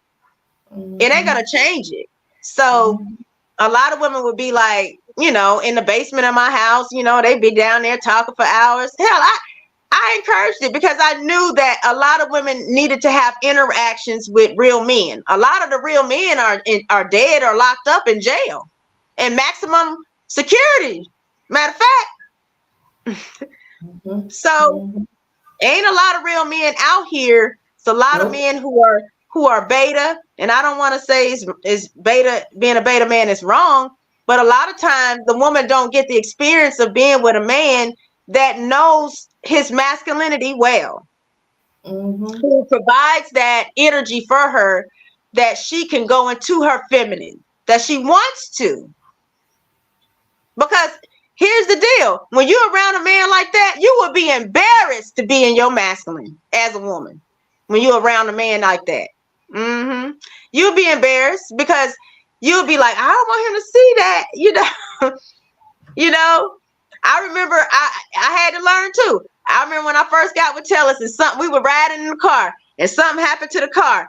And so I opened my door to try to get out with him to look. He said, what the hell is you doing? And so I said, oh shit, I caught myself. Like, that's my programming. Because I had dealt with men where they said, you need to get out here and help too.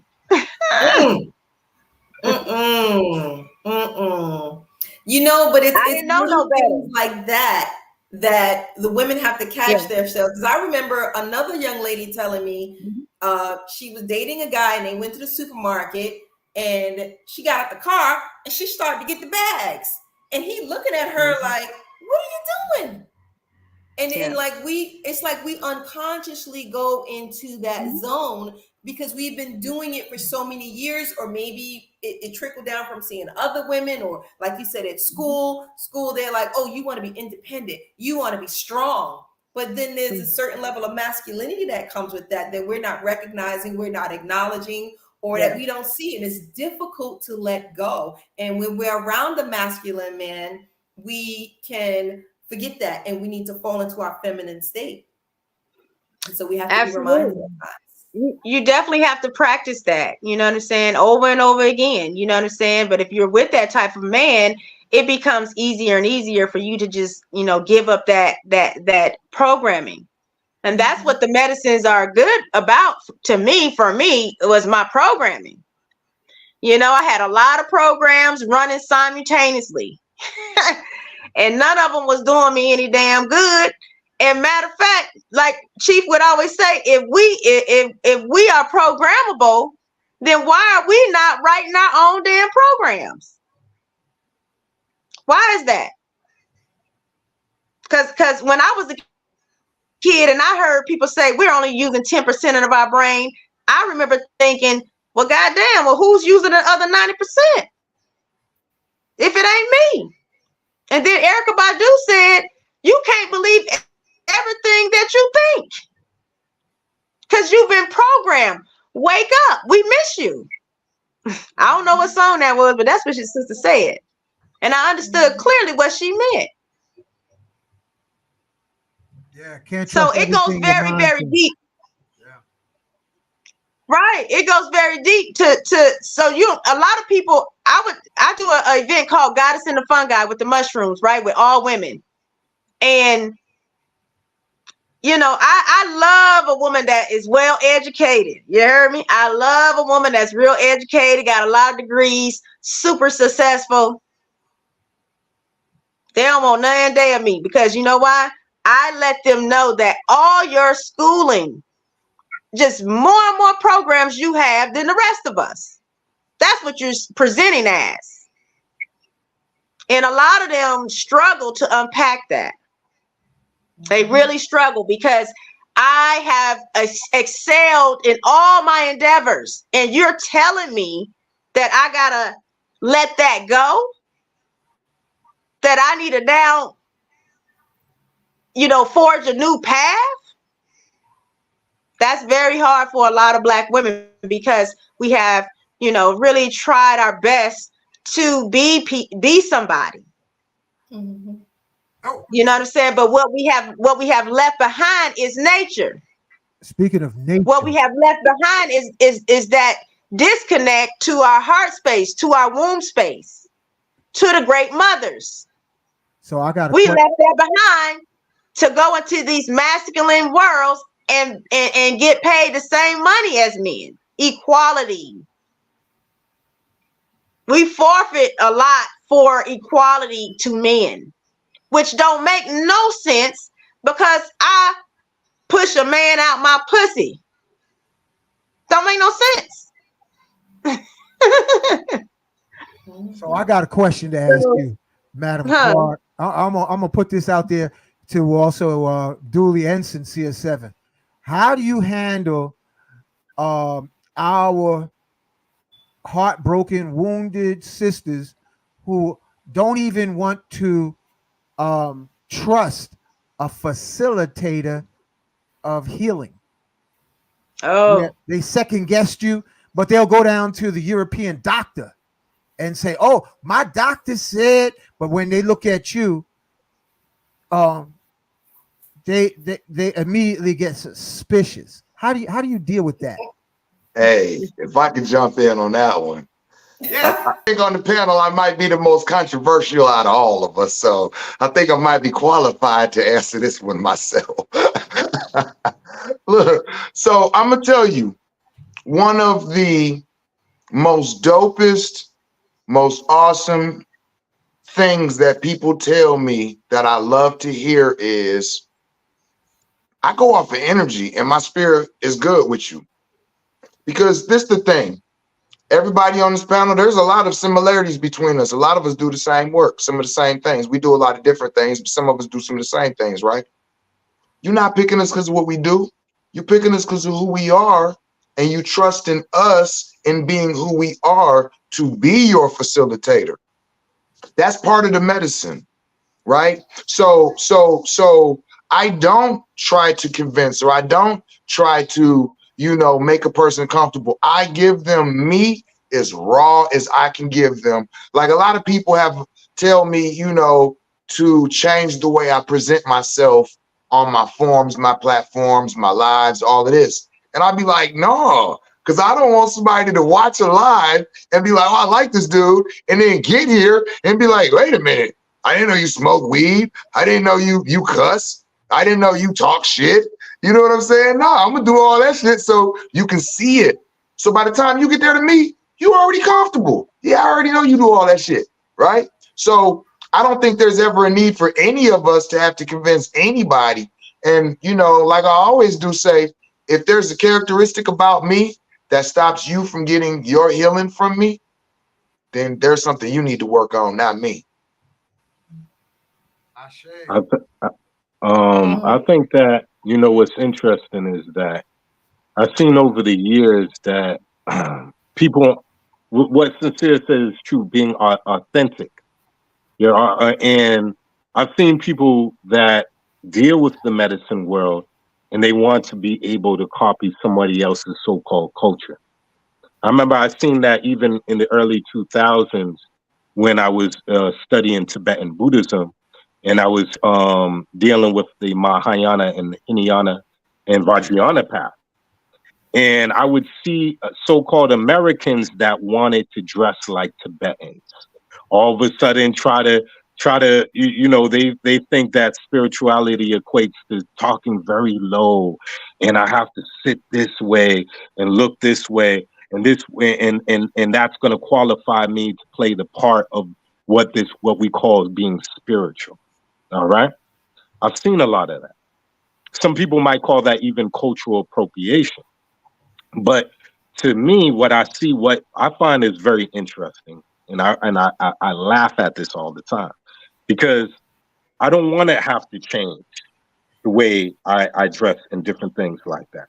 Sometimes when I'm in ceremony, I might just put wrap a t-shirt around my head, you know what I mean, and do my thing. But this is my style, And I've seen people that were around the world, traveled around the world in the deepest of jungles, and sat with a brother, not to toot my horn, but like, yo, you done did some things. I went around the world. You done did some things with your energy. You did some things with I don't even know what you were singing, but you brought me there and you allowed me to let go things and all that. And a lot of these things weren't trained to me. These are things that I gathered through my past life. These are things that are through my ancestry, my mother's bloodline. The healers on my mother's bloodline. You know what I mean? So these things are something that has been activated straight through me. And if it's not meant for you to be with me and sit with me, I'm okay with that.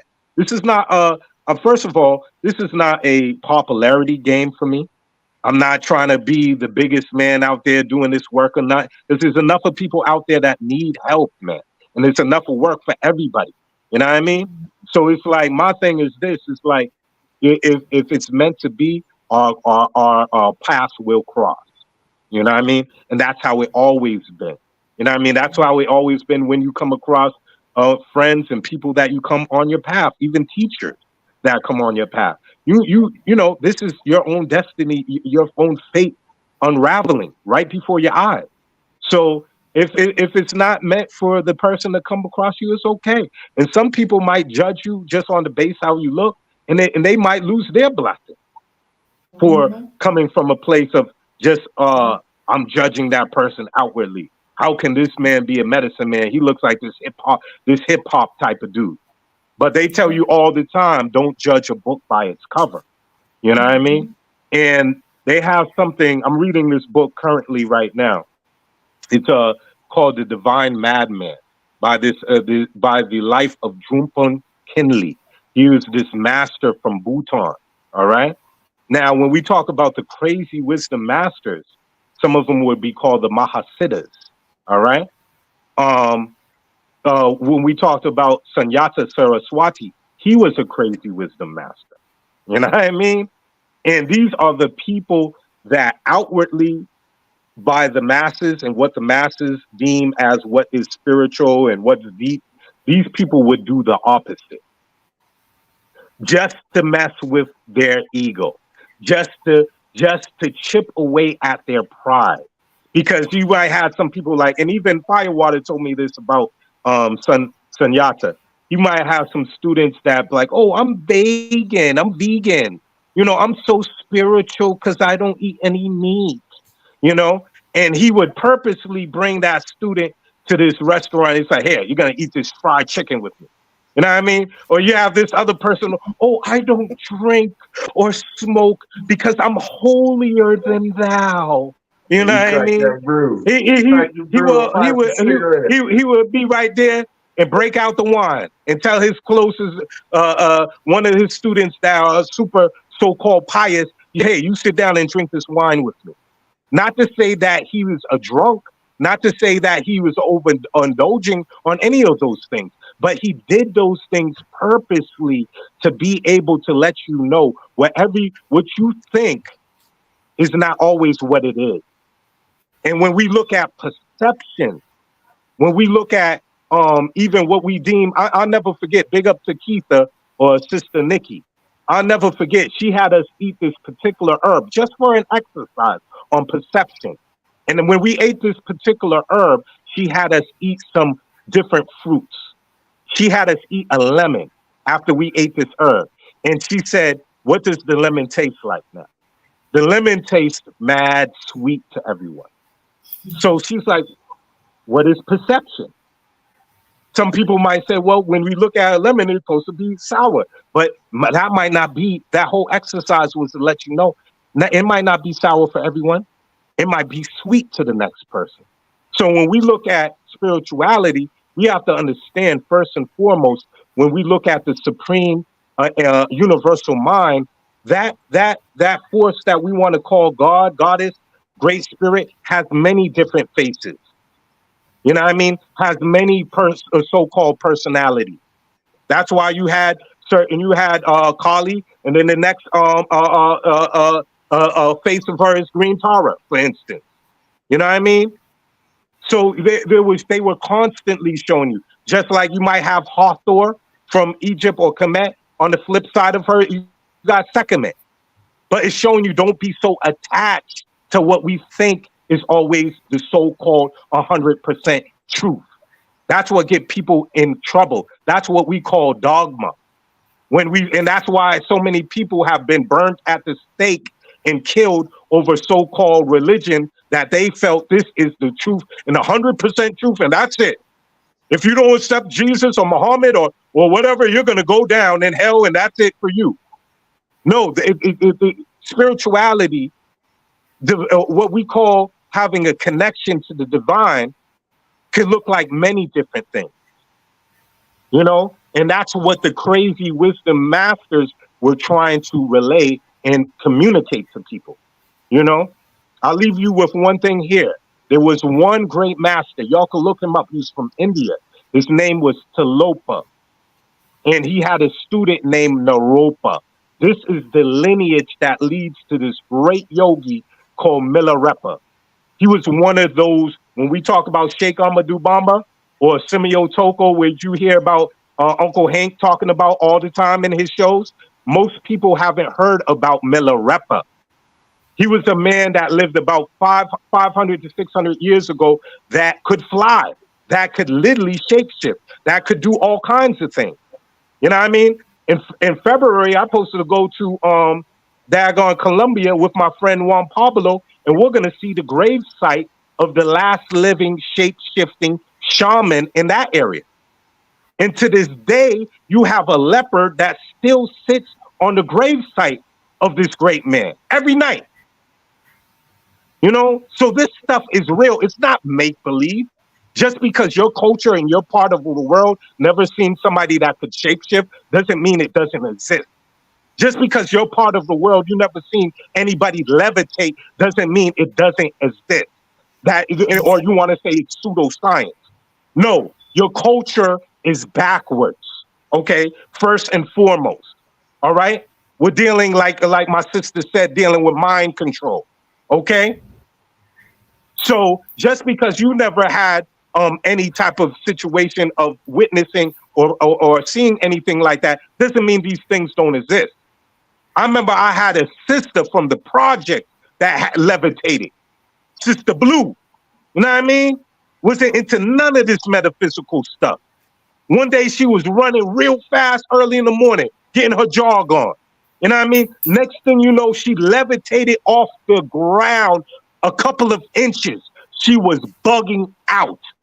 She was scared because she didn't know what just happened. She's looking around. She's like, did anyone just see that? Am I tripping? Did that just happen? She went back home and told her mama what happened. And guess what her mama said? She said, girl, that ain't nothing. I did that in my 20s too. You know what I mean? It runs in our family. It's part of our blood lineage. Do you hear what I'm saying, y'all? Get the wax out your ears. Do you hear? Are you hearing it? You know what I mean? Yes. So that's what I'm saying. Straight from the project, had a levitation experience. So these things are real. And Tilopa, who was from India, he would mess with people all the time. He'd be having a jug of wine on one arm and a lady on the other. You know what I mean? And they say, how can he be some realized yogi, spiritual master, and he always have these women around him and he's drinking and doing all this stuff? But it was an act because he wanted to weed out the fake motherfuckers. Y'all fake motherfuckers, I don't even want y'all at my door. I'm trying to weed out y'all niggas so I could get to the real people who are dedicated about really dealing with themselves, nigga. Yeah. Exactly. Don't get me started. Go on now. Go on now. Yeah. Drink some water, Duli. Drink some water. Drink some water, drink some water because you on fire over here. Shit. Hey, Dig. So I'm a Leo. All right. It has something to do with me. But I want to just throw something out there about my brethren NighHawk real quick. How many of y'all have heard him be referred to as your favorite medicines man, favorite medicine man? Y'all heard that before? Let me just tell y'all, Madam Clark, she might go ahead and back me up on this. I gave that brother that name. Okay. After I met him and we had the after party of the first psychedelic conference in 2020 that we was all a part of. And it was dope. It was medicine worker VIP at that place that day. A lot of people of different names, right? And I was like, yo, I love this brother right here. I had just met him. He was like the dopest brother. And so I had reached out to him and hosted him in Detroit. And he came to give ayahuasca. And so I'm telling my village about him. And I said, yo, I know I'm y'all favorite medicine man, but look, this your favorite medicine man. And from that day forward, he rocked that shit. Like, I like that shit. Your favorite medicine man. And yo, to this day, he's still my favorite medicine man. You know what I'm saying? No doubt. That night was epic. Sincere. I'm gonna tell you, the level of high conversation that was having that night between Sincere and Chief NightHawk. I mean, when brothers get in their masculine, imagine me, NightHawk, Sincere, who else? Archeon, all these guys that we was all in there, and we was all trying to make our point, and we was all beating our chest, and we was all in our divine masculinity, and we recognized the power within each of us. It was a beautiful, beautiful night. I remember that was the first night I met NightHawk. And I remember I already the women in the room. I already knew who that dude was as soon as I seen him. You know what I mean? He was talking about, remember Sincere, he was talking about bringing down these stars, man. I was like, he was talking about some ill shit that night. I remember. And we was getting fucked up that night. You know what I mean? And I remember. That was a classic night. Yeah. I remember the women in the room had said that they wanted to give thanks to us for letting them witness us in our masculinity with each other. Because they was like, any women anywhere else on the planet would think these niggas is about to kill each other. But this is the most love I've ever seen in the most aggressive fucking way. Right. Yes, brethren. You know, it got to that point. Like literally, we were so passionate. They was like, these guys are about to throw some blows at each other. You know what I mean? But it was all love. You know what I mean? It reminds me of the old ciphers back in the 90s with the gods, with the nation of the gods and earths. For those who know about the 5 percenters, it remind me of even some of my Nubian brothers, even some of my Hebrew Israelite brothers.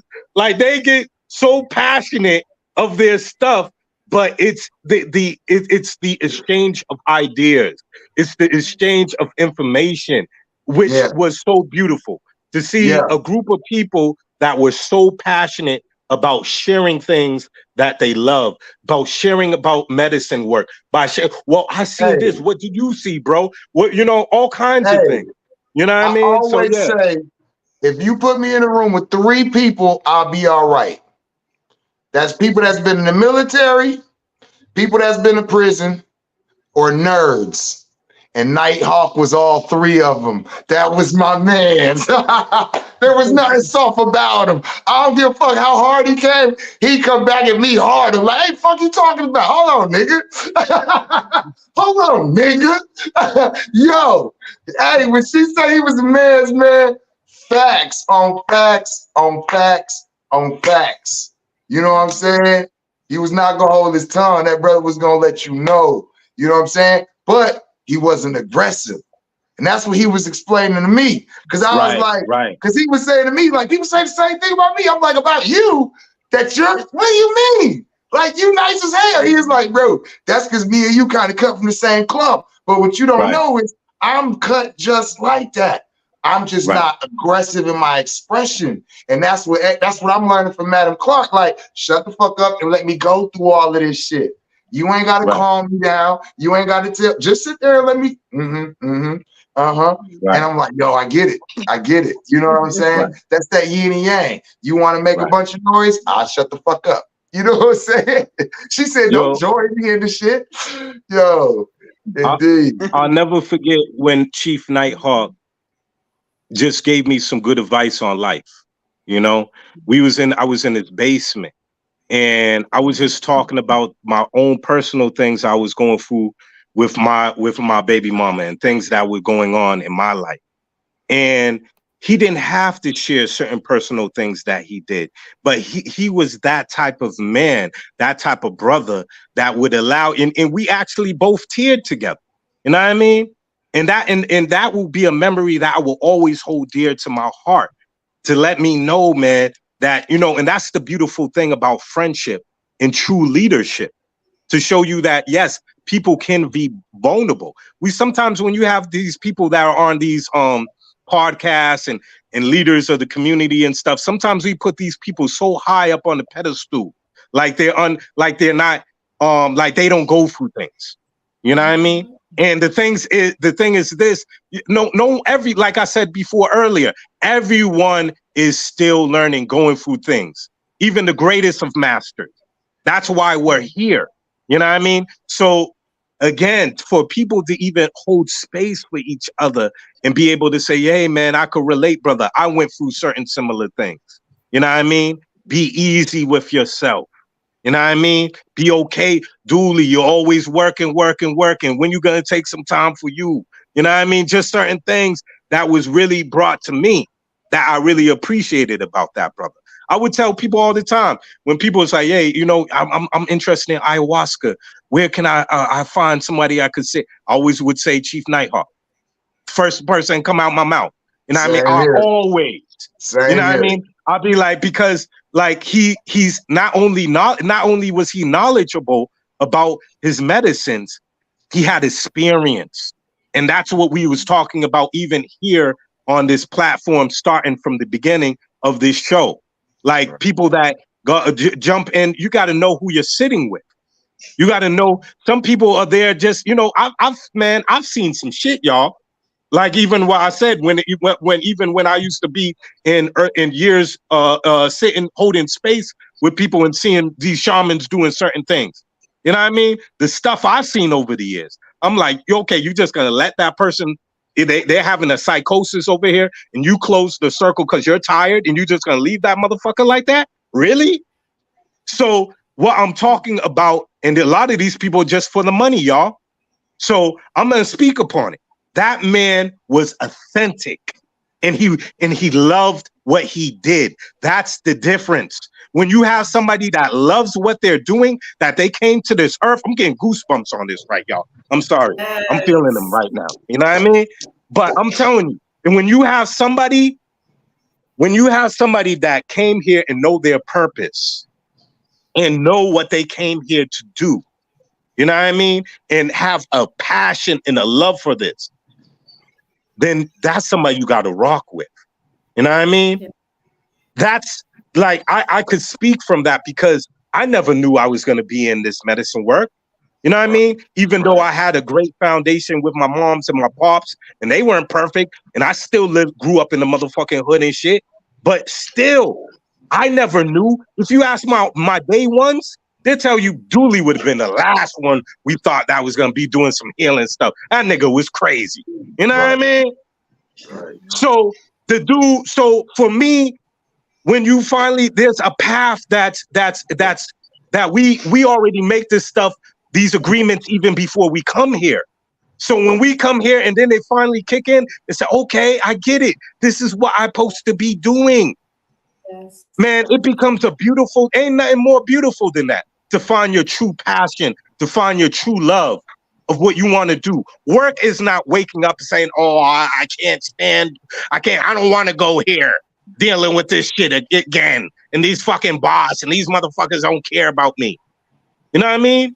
Getting into doing what you love to do. And that could look like so many different things. You know what I mean?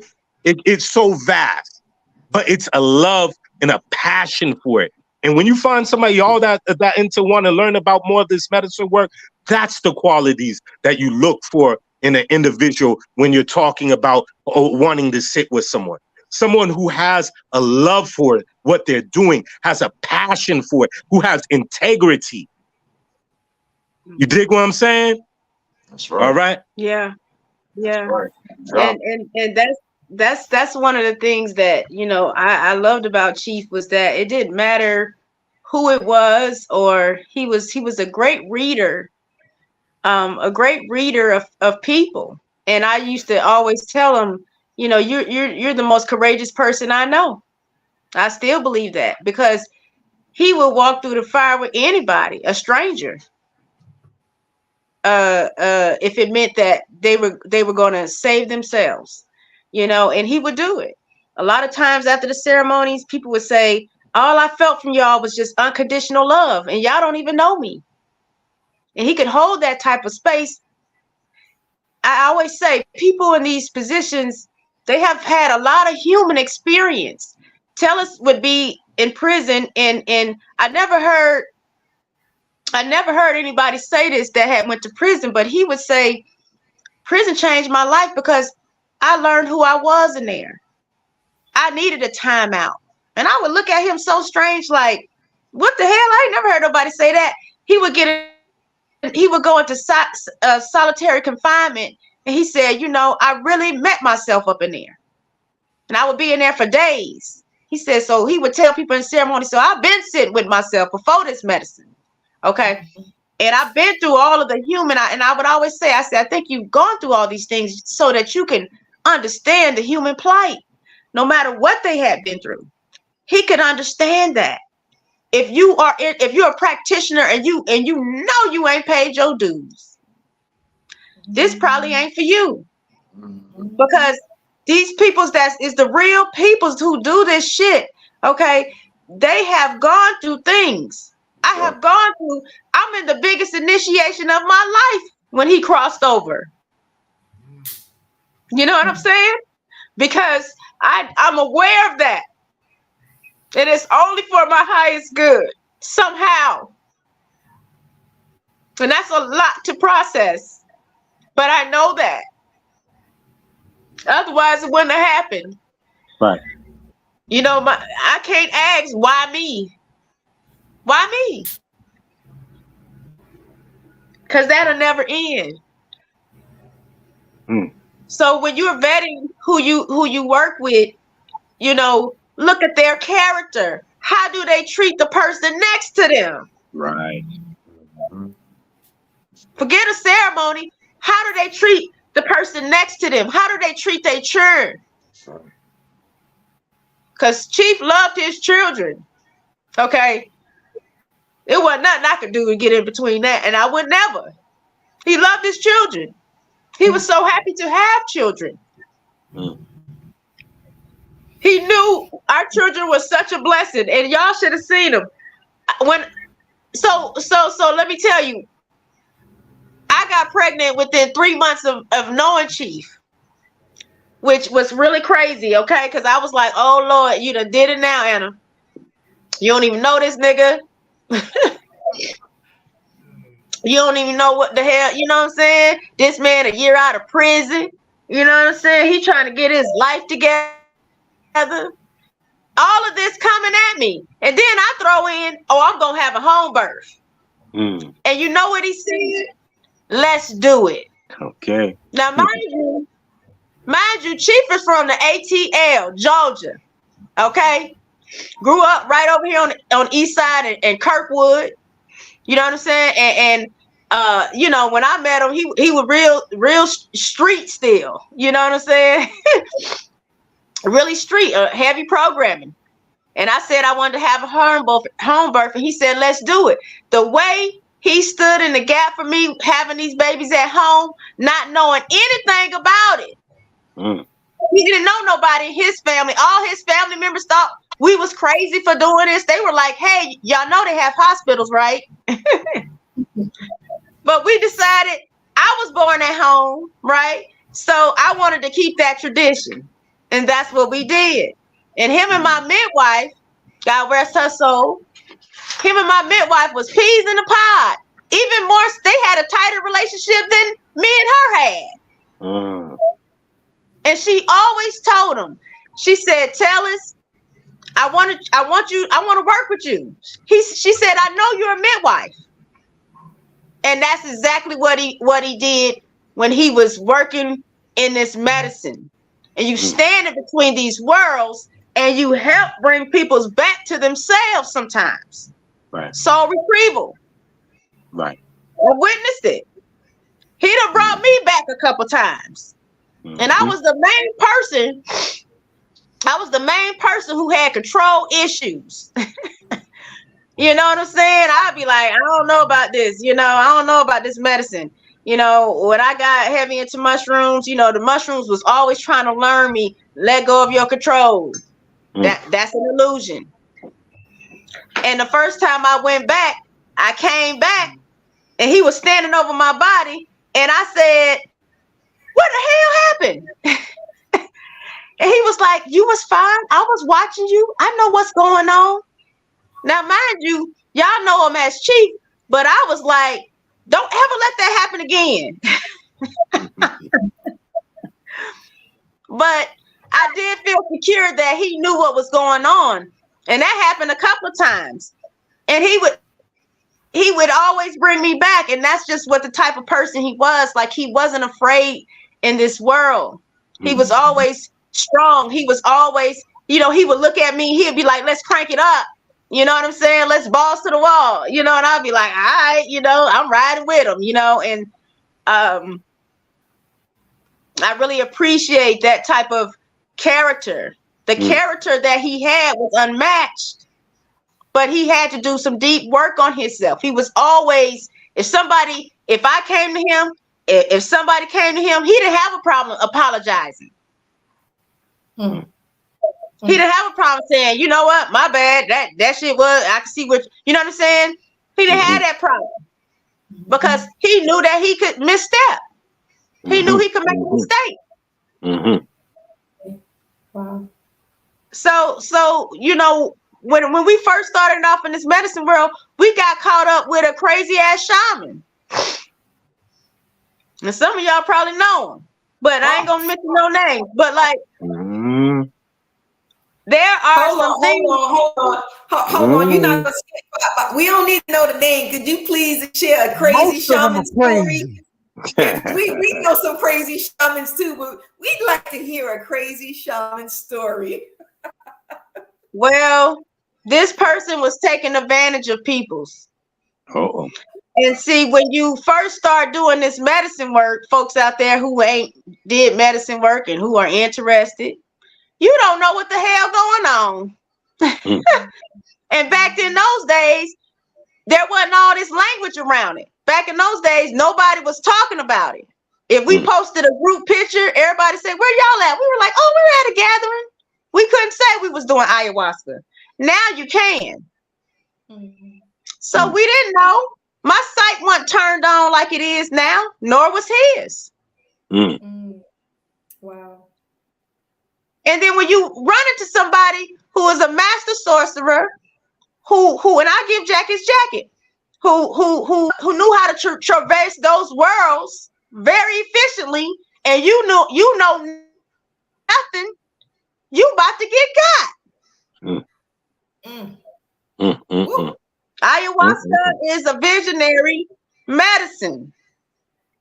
It's a visionary medicine. So this dude would look down the road on your ass. He ain't supposed to be doing that. He's supposed to be minding his business, conducting the ceremony. Right. But he's looking down the road on your ass. And so after ceremony, he might say, Anna, you know, you really have a gift. You are really something special. And here you are coming into yourself and you're like, oh, this guy heading up the thing, he said I'm special. Oh, my goodness. Well, what do you need from me? Now you all ready to play the game, but you about to get got. Wow. And I'm talking about spiritual molestation. I ain't even want to come here, but I'm here. You see what I'm saying? I didn't want to say that. No, that's good. I mean, it's but I'm gonna say it. Aware of, you know. So thank you for sharing, because I'm pretty sure half the audience didn't know about things like that. So we need to know this. And this thing like this, you guys can learn if you attend the psychedelic conference. Brother Duli's gonna be there. Also, he'll be speaking. So we need to be educated on these things. We need to know what we're opening up ourselves to. So yeah, absolutely, because it'll catch you off guard. It took us years to get from under his foot. Wow. I have to add on with that. It was a sister that came to one of the retreats, and she was first starting to get in her spirituality, and she was dealing with this woman who was this teacher who was putting spells on all her students, going into the astral realm, doing all kinds of different things to these people. You know what I mean? And that was her intro. And she already had issues with trusting people already. So that even jammed her up more. You would be surprised how much of that goes down. There was a woman I worked with in Minneapolis. Now, this was deep. I did some yopo with her. And as I did the yopo with myself, because I always believe having one foot in the door, one foot still in the physical. You know what I mean? So I could be right there with the client. They had me, my higher self and my spirits that walk with me had me unraveling these knots that were in her auric field. They jacked her up. She was dealing with a group of people who were dealing with hypnosis, hypnotherapy. And they went in, jacked up her chakras, did all these type of things on her. While she wasn't even aware of that. And while I was taking all of these things off of her, she came back down from the experience and she's like, where have I been, Duli, for the last 7 years? And that's when and then I started telling her what I was peeping on the other side and she was picking it up too. She peeped it too. And she's like, wow, I can't believe they did this to me. So again, we're dealing with people, and this is important. This is very important because we're dealing with a lot of people that might be new, straight from the church, maybe straight from the mosque or where have you, and they're really trying to look for themselves and get to know themselves. And they're hearing about this thing of spirituality, metaphysics, oh, I'm woke, all these other things, and they're very impressionable. You know what I mean? You'll be surprised the things I hear, because the streets talk, y'all. You know what I mean? The so-called high masters that have written all kinds of books and different things in their track record. You know what I mean? But again, I'm saying to y'all, people put the people up on these pedestals. You know what I mean? And my thing is that you have to use your intuition. You have to use, that thing in your gut. You know what I mean? Them things that you feeling in your gut, them things don't lie. They're not lying to you. Your body is always talking to you and letting you know, I just don't feel so right about this person. You need to go along with that. You know what I mean? Because that's what's happening in the Catholic churches with these molestation with these little boys. That's what's happening in all kinds of different arenas. And because people want to throw a blind eye to it, because everybody has their devotees there, and we can't say anything about this person because he's the high one up there and everybody look up to them. That's bullshit. You know what I mean? No one's untouchable. You know what I mean? You know what I mean? No one's untouchable. And when you see when a person is being called out, because this is what the community is supposed to do, if a person is to be able, if they're really sincere, if that person did fuck up, they need to be held accountable for that shit. That's right. And be able to say, hey, and make amends if they're really about that life. You know what I mean? Or be excommunicated or whatever needs to be done. But the level of damage that happens, you have people that are coming into these things because they're already damaged, already have trauma. You know what I mean? Or, you know, the number of women that I have come across that deal with a level of molestation, rape, stuff like that. It's crazy, about 90% or more. of cases going through this. So again, these are things people have to be aware of, and no one's so big that they can't be checked. You know what I mean? I remember someone within hip hop history. I'm not even gonna name no names. We probably all know who I'm talking about. You know what I mean? There's a lot of people that have been accused of these things, and people to this day that say, "Oh no." Even some of your favorite rappers say, "Oh, he can't be touched." You know what I mean? He can't. You know, forget what anybody said that he did. Nah, he's a pioneer in hip hop. He can't be touched. You know what I mean? No, that's not right. Right is right, man. And people have to be able to be held accountable for their action. You know what I mean? Straight up and down. You know, And so let me throw something else on top of that, if you don't mind. I had somebody in the community I was having a discussion with, and they told me they were on their way to visit somebody. And when they said the person's name, I said, "You talking about so-and-so?" And they was like, "Yeah." And I hesitated and I left it alone. And so I continued on in another conversation. They said, "Hold on, but I noticed a minute ago you hesitated when I said," and I said, "I ain't really got nothing to say about that. You know, I don't really be speaking on people if I ain't, you know."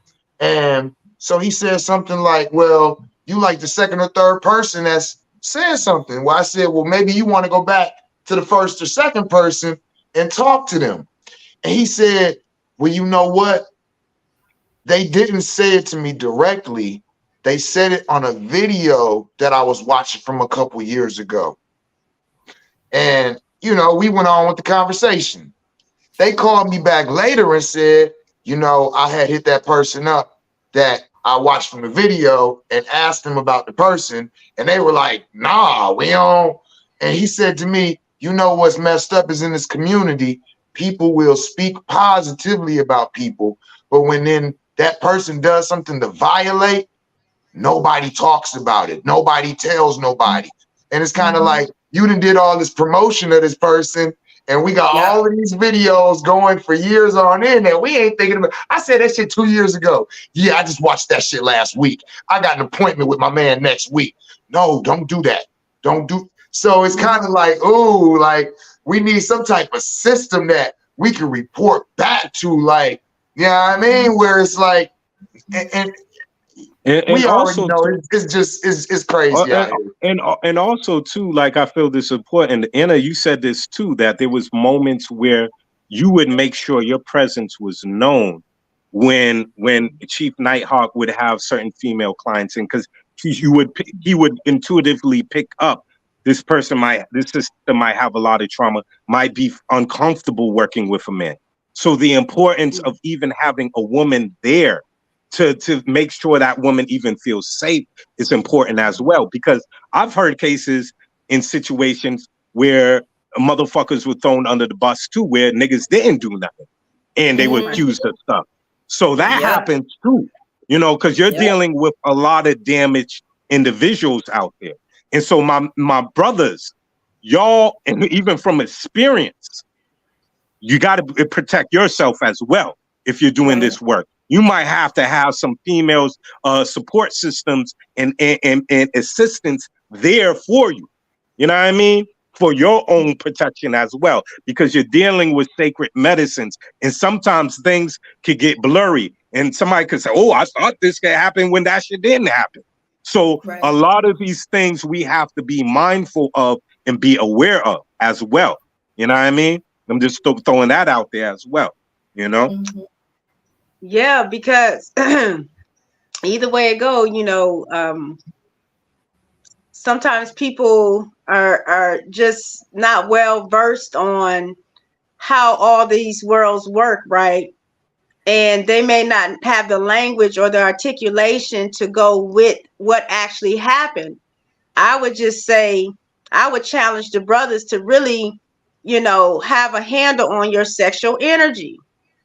Don't be throwing your energy around any kind of doggone way in this work.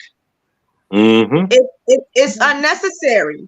And that's one thing that Tellus did a lot of things, like on his medicine bag, he had bells on it. So when he came in the room, you heard him coming. He did that for other people's sanity's sake. let's say, so that the women knew, oh, he's coming up on me. He didn't just sneak up in the room and appear. And I've seen that type of stuff. But he was doing things to let the women know, I'm a safe place. I don't mean you no harm. I know you have trauma with men. I'm well aware of it. Sometimes I would come down. He did a lot of private ceremonies with people, one-on-ones, which is the best. And I would go down there. He said, and Anna, come down there and talk to this woman. She kind of skittish. You know what I'm saying? And I would go down there and I could see the women breathe a sigh of relief when I would appear. Mm-hmm. Because they were like, oh, okay, you around? Yeah, I'm right upstairs. You good? And so sometimes that's necessary so that you don't have yourself in an altercation as a practitioner. Right. You know what I'm saying? So that you're not in a space where somebody, because you might sit somebody as a man and the woman end up liking you based off that ceremony. Right. That too. There's nothing you could do about that. Right. There's nothing you can do about that. You know what I'm saying? So yeah, it goes both ways that that people have to be responsible about their sexual energy. Women too. A lot of women, I was a woman like that. I wasn't aware of my sexual energy for many years. And you wonder why you get the responses you get. So if I'm in a ceremonial space, I know how to manage my energy on all levels because I have to, because I'm here to be of service in whatever capacity that is necessary. I'm not here to show out. Like I tell people, I'm not no actor. This ain't no performance. I'm here to serve you. What is it that you need to get through this process? I'm definitely not here to do harm. And Chief NightHawk had to clean up a lot of mess that people would come to him and say, hey, I went over here, this happened, blase, blase. And then I ran into Chief. So, I've seen a lot of different situations where people be jammed up off of the simplest things. You would not believe it. Because one thing my ancestors learned me was how to break curses. And I didn't want to know nothing about that shit, really. But they learned me about that world. So I had to encounter certain situations. And it's so subtle. Oh, yes. It's so subtle that if you blink, you would miss it. That's right. So you have to be really adept in your swag and your swagger. Like Chief was, you know what I'm saying? Like he would always say, I just look like this. But I know what's happening. And he always knew what was going on in those ceremonies because people come there and play games. Yeah. People don't know how many times Chief was attacked by women in ceremony. I just don't get it. I just don't get it. Like you're supposed to be at the ceremony to receive healing and to assist anyone who needs healing, and you have people coming to the ceremonies and play games. Like, what is the motivation? Is this just but can I say one thing, Bliss, on that? Because it's a person we both actually know. And I never forgot when this brother told me that he was conducting the ceremony, and this brother that was in the ceremony, one of the participants, this man, when he took the mushroom, he had got so out of control. The dude pissed on his damn altar. You know what I mean? Start knocking stuff. Oh, it went totally psychotic. You know what I mean? And people don't see that other side. That's why when I say, okay, you want to do this work, okay, you better know what you're doing. You better have your tools and better know how to handle these situations when they come about. You know what I mean? When I've been working with my good friend Juan Pablo, and he's been nice enough to been having me go to some of his ceremonies with him. This brother's from Colombia, and this is what he told me one day. He was like, Duli, you remind me a lot of one of my best friends in Colombia. And he says, it's like back home. He said, I would do the sacred songs, and my friend would be there as the person to do the exorcisms. You know what I mean? So I didn't know I had those capacities and abilities, but when I'm in the medicine, things start happening. I start seeing things, hearing things, and I already know the certain chance and certain things to deal with these people to bring them back, because a lot of it is entities. This is an unseen world as well, my friends, and people cannot forget that. They're just thinking that this is just the physical. No, this is much more to this. You know what I mean? And I'll never forget, man. This was recently. It was at a ceremony. This one woman, she was making jokes, trying to get everybody to laugh with her. We're in the middle of the medicine here, and she's trying to distract people. And I see all these things, right? But that's why it's so important to listen, and sometimes not even be fast to judge about the situation.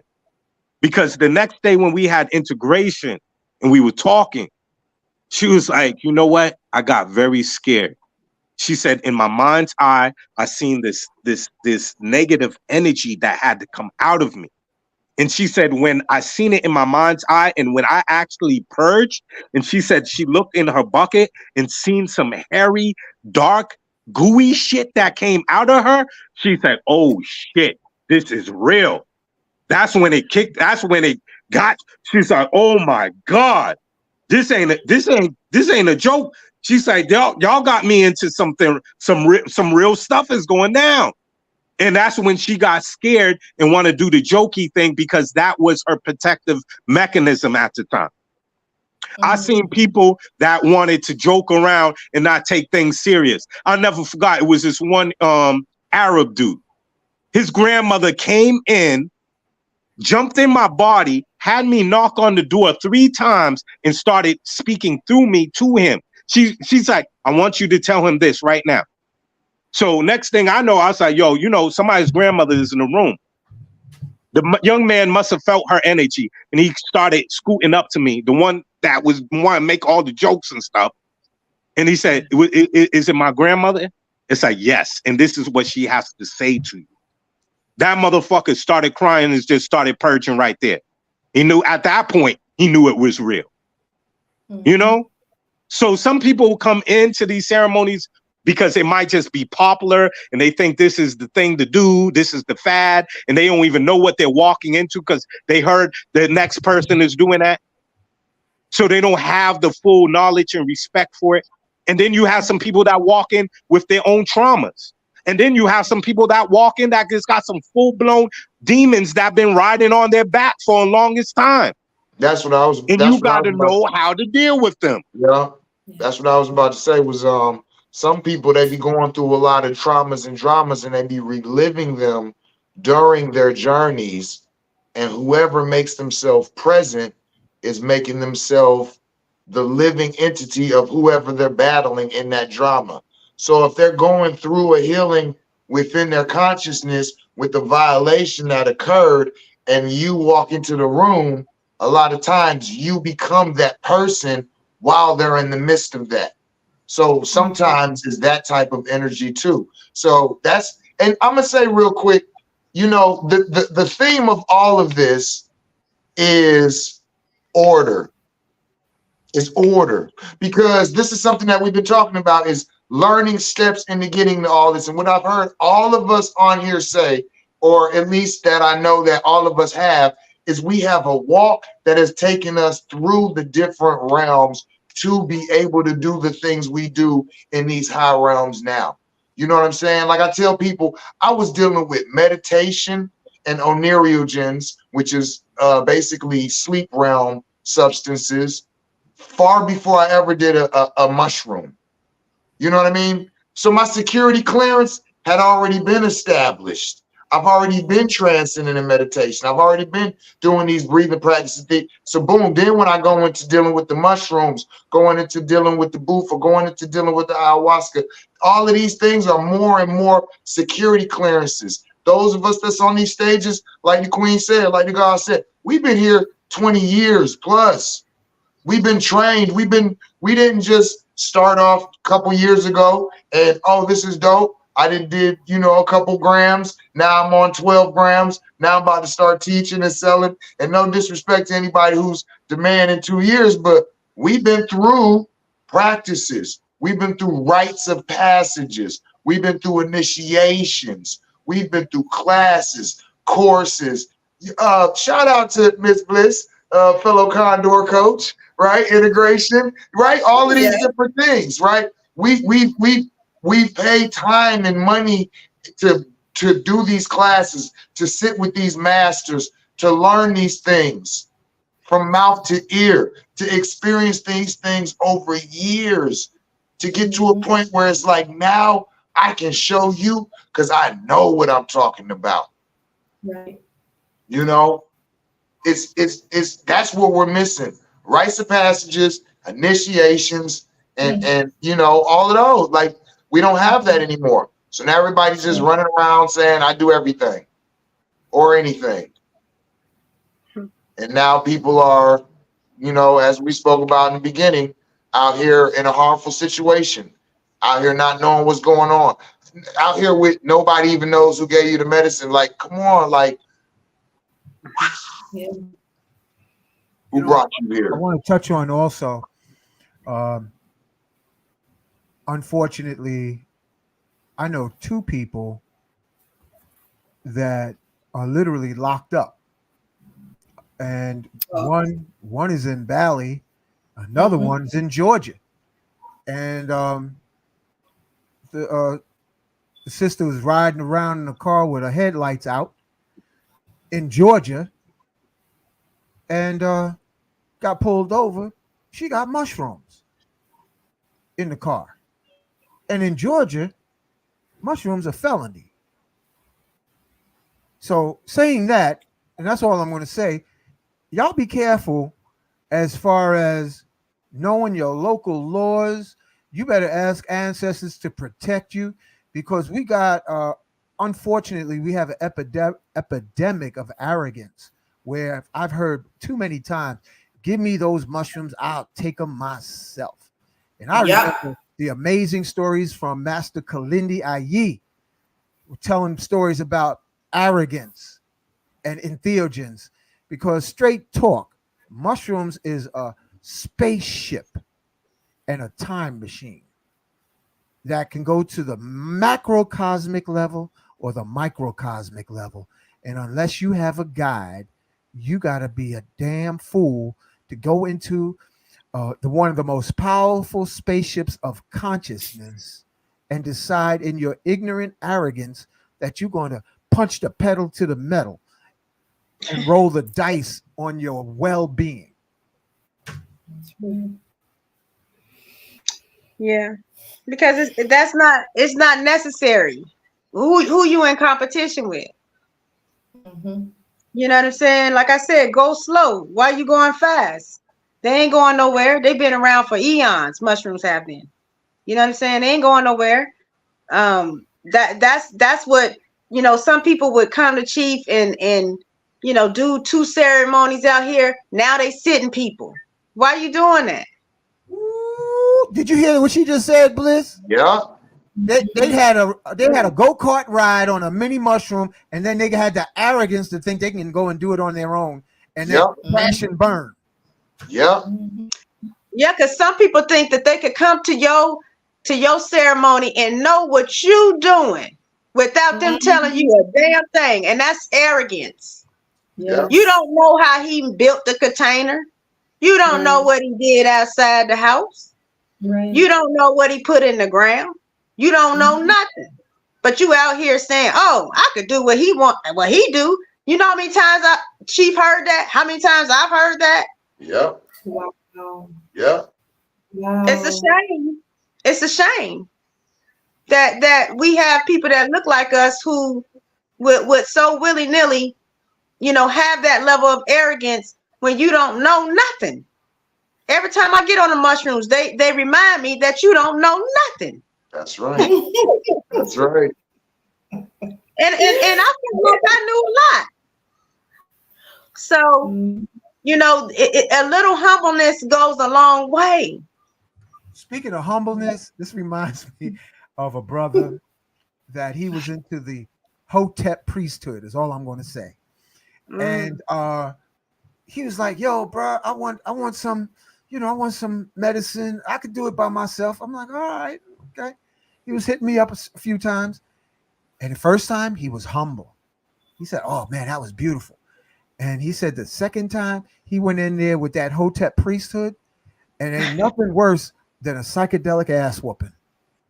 I wouldn't wish that on my worst enemy. A psychedelic ass whooping is worse than a spanking, because it's your consciousness that's getting whooped. And he ain't it after. Yeah. Yes. So y'all make sure y'all get to that psychedelic conference, get your information, get educated, get all your downloads, take a notebook with you so you can take some notes, collect all the flyers, connect with the vendors. Look, you got some information right there. You see that right there? So you can start learning as opposed to being fearful about these things. These things are here to assist you. These people are here to teach you, educate you. They're here to assist you. Yeah. So this is all good, family. I appreciate you guys for your honesty. Yes. I'm going to say this.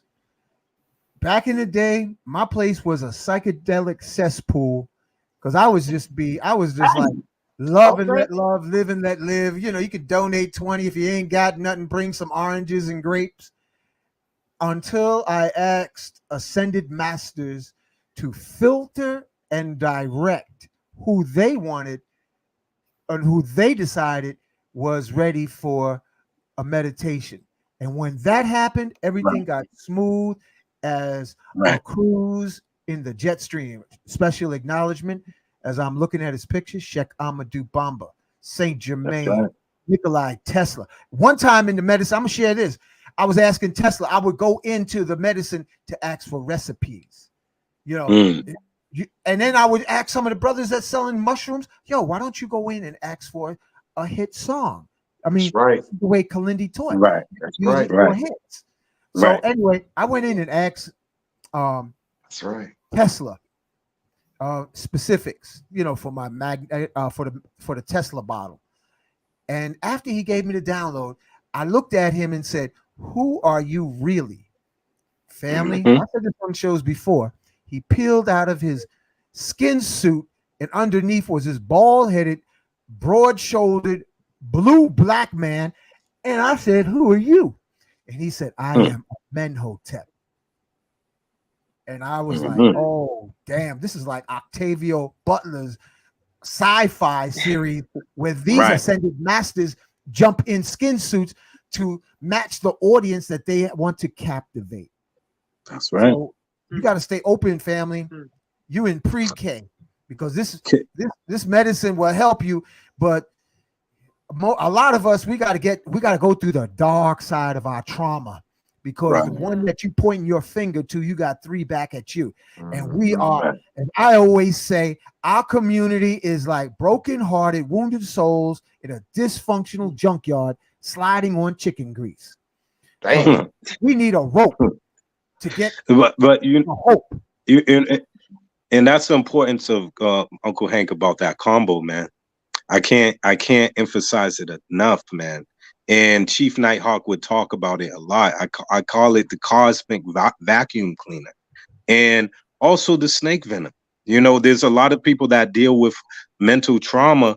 Believe it or not, them snake venoms, man, especially the monocle cobra, the king cobra, these things are bringing, especially even green mamba, bringing up even ancestral trauma to the surface. Just a real quick testimony along the lines of the medicine. Hank, I didn't tell you this. When Bliss, listen to this one. I had a client hit me up the other day, a couple. I gave this couple, when I was in Cali, I gave the sister some snake venom while she was pregnant. She was 6 months pregnant, Hank. Do you know when that child came out of that mother's womb, it started to speak, Hank? It said the father's name and it said mama. You know what I mean? The doula they all looked at each other like, did we just hear what we just thought we hear? Did this newborn baby just say its father's name? Yes, it did. You know, Wow. and Baba Kalindi talked a lot about the super babies, the mushroom babies, how we can program and download certain things, what the woman could do while she's pregnant, working with the ethogenic medicines. Okay. Exactly. We don't even, now we're talking about the snake venom babies. You know what I mean? The baby came out speaking, y'all. You know what I mean? So I just had to throw that out there and let them know, yes, this stuff is beautiful. This is powerful. This stuff can change your life, but take it slow. Deal with your, come on, man. I've been doing this for 30 some years, yo, with the energy work. Yeah. Ain't no rush. You know, you rush in and you know, you jam yourself up. Take your time. This ain't a race. This is to be able to take your time and be able to know what you can deal with. You know what I mean? And sometimes you don't even know what you can deal with. But at the same time, that's when you seek out really people that know their stuff and can work with you. You know? Also, something that came to my mind. Sorry, my phone went off, you know, earlier. But when even Anna said about Chief NightHawk being locked up, there was a certain rhyme. It was Most Def and Talib Kweli. And he was talking about how some of the brothers that get locked up is like a blessing in disguise. Because just like in Tibet, they have where they sit in the cave for 21 days in total darkness. And it activates their natural DMT. This is happening along the lines for some of the brothers that are focused, that are caught in the bing, that are caught up in the pen. And they literally, for the first time, have a moment of true isolation to deal with themselves. You know, we think we're free, but we're not free. There's all kinds of damn distractions all around a person for them to not even sit down with themselves. So sometimes a brother is forced in a situation. I'm not telling a person to get locked up. That's not what I'm saying. But what I am saying is that sometimes when a person is in those situations, sometimes it can be a blessing in disguise for those who are ready to deal with themselves. Yo, you know that's what I mean? what you're saying there, Duli, because my brother, he would love when they would put him in isolation when he was upstate. However, there's a lot of brothers that he said they cracked. They snapped in that darkness. When you dealing with all of your shadows that you never addressed, they will play your subconscious will play the videotape in the darkness and the solitude of no light. So we have to be accountable to everything, because we either going to deal with it under the entheogens family, or you're going to deal with it in the afterlife. Nobody gets off the planet alive, and karma is gravity of the soul. So you might as well. That's good. Karma is gravity of the soul. So, you know, you can rehearse Judgment Day with the entheogens, whether it's Wachuma, Bufo, ayahuasca. You know, you go ahead and pick your medicine. But, you know, I wonder how our ancestors on the porch down south chewing tobacco, how far into trance they would go before they spit that juice into the tin can. Right. Because you do have the tobacco shamans or the tobacco medicine men and women. And, you know, there's the whole science of mapacho, of rape, of tobacco tea, of even Juan Pablo told me when you deal with the Bill and Mumbai, you know what I mean? You know, that's the cocoa leaf in the tobacco paste. They would initiate the shamans by eating a whole little a small jar of tobacco paste. They would have to eat the whole thing. And you know, tobacco could be poison. So they're coming to a place of becoming immune to these things. And to the place, he said, Duli, you would be purging for hours with that. You know, we're talking about a deep cleanse. You know, so these were the tobacco shamans. You know what I mean? And there was a whole science of tobacco. Tobacco's the old in the indigenous culture, they would say that's grandfather tobacco. That's what they say. That was one of the first teaching plants. But again, Juan Pablo may say this one thing real quick, sincere.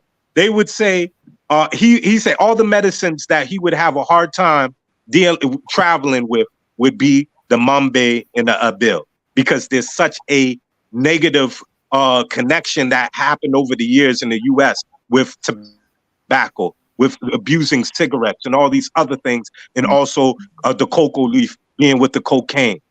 So again, what these, when in its original form and brought and dealt with respect, walked with respect, it could be a great teaching ally. You know what I mean? The same Then thing you gotta- even with marijuana. You know, marijuana And has Duli, been on top of that, bastardized too.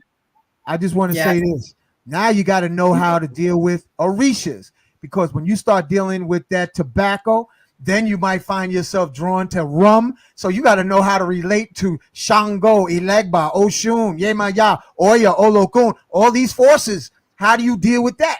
You know, you got to be mindful of this. Right. Shout out to the One of most Haitians. enjoyable things- One of the most enjoyable things I ever seen was when Bliss was smoking a tobacco. You should have seen that.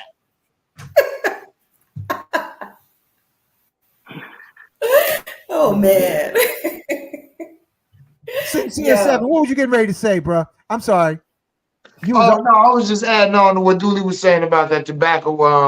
One of the fellow practitioners at the pad was telling me about his time with one of the tribes, and they do a tobacco diet where they drink like a gallon of tobacco tea.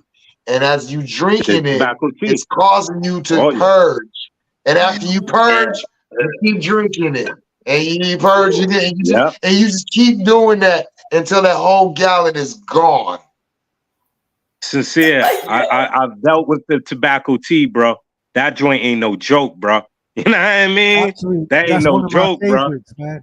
That's some heavy I'm gonna tell you why that's one of my favorites, because I would boil it down to my intuition said stop, and when I would hit an ounce, I would come out of my body and walk down the hall, and until I put actually running lights in the hallway, so I was like, okay, I know I'm out of my body because I'm passing these lights. Wow. No, we're talking about tobacco tea, not mushroom tea. No, we're talking tobacco, mapacho tea. Bro. Oh, snap. Oh, no. That's right. That's right. No. That's right. And then listen up, family. Come on, Sincere. Come on. Go ahead. Yo. Oh, man. Yes. I know I'm going to end up falling inside of a circle somewhere. It's going to be like, here you go. I'll be like, just like that ice bath. For those who don't know, cigarettes is Nicotiana tabacum. That means cultivated tobacco. Mapacho is Nicotiana rustica. It's 50 times more potent than cigarettes. Right. Period. Right.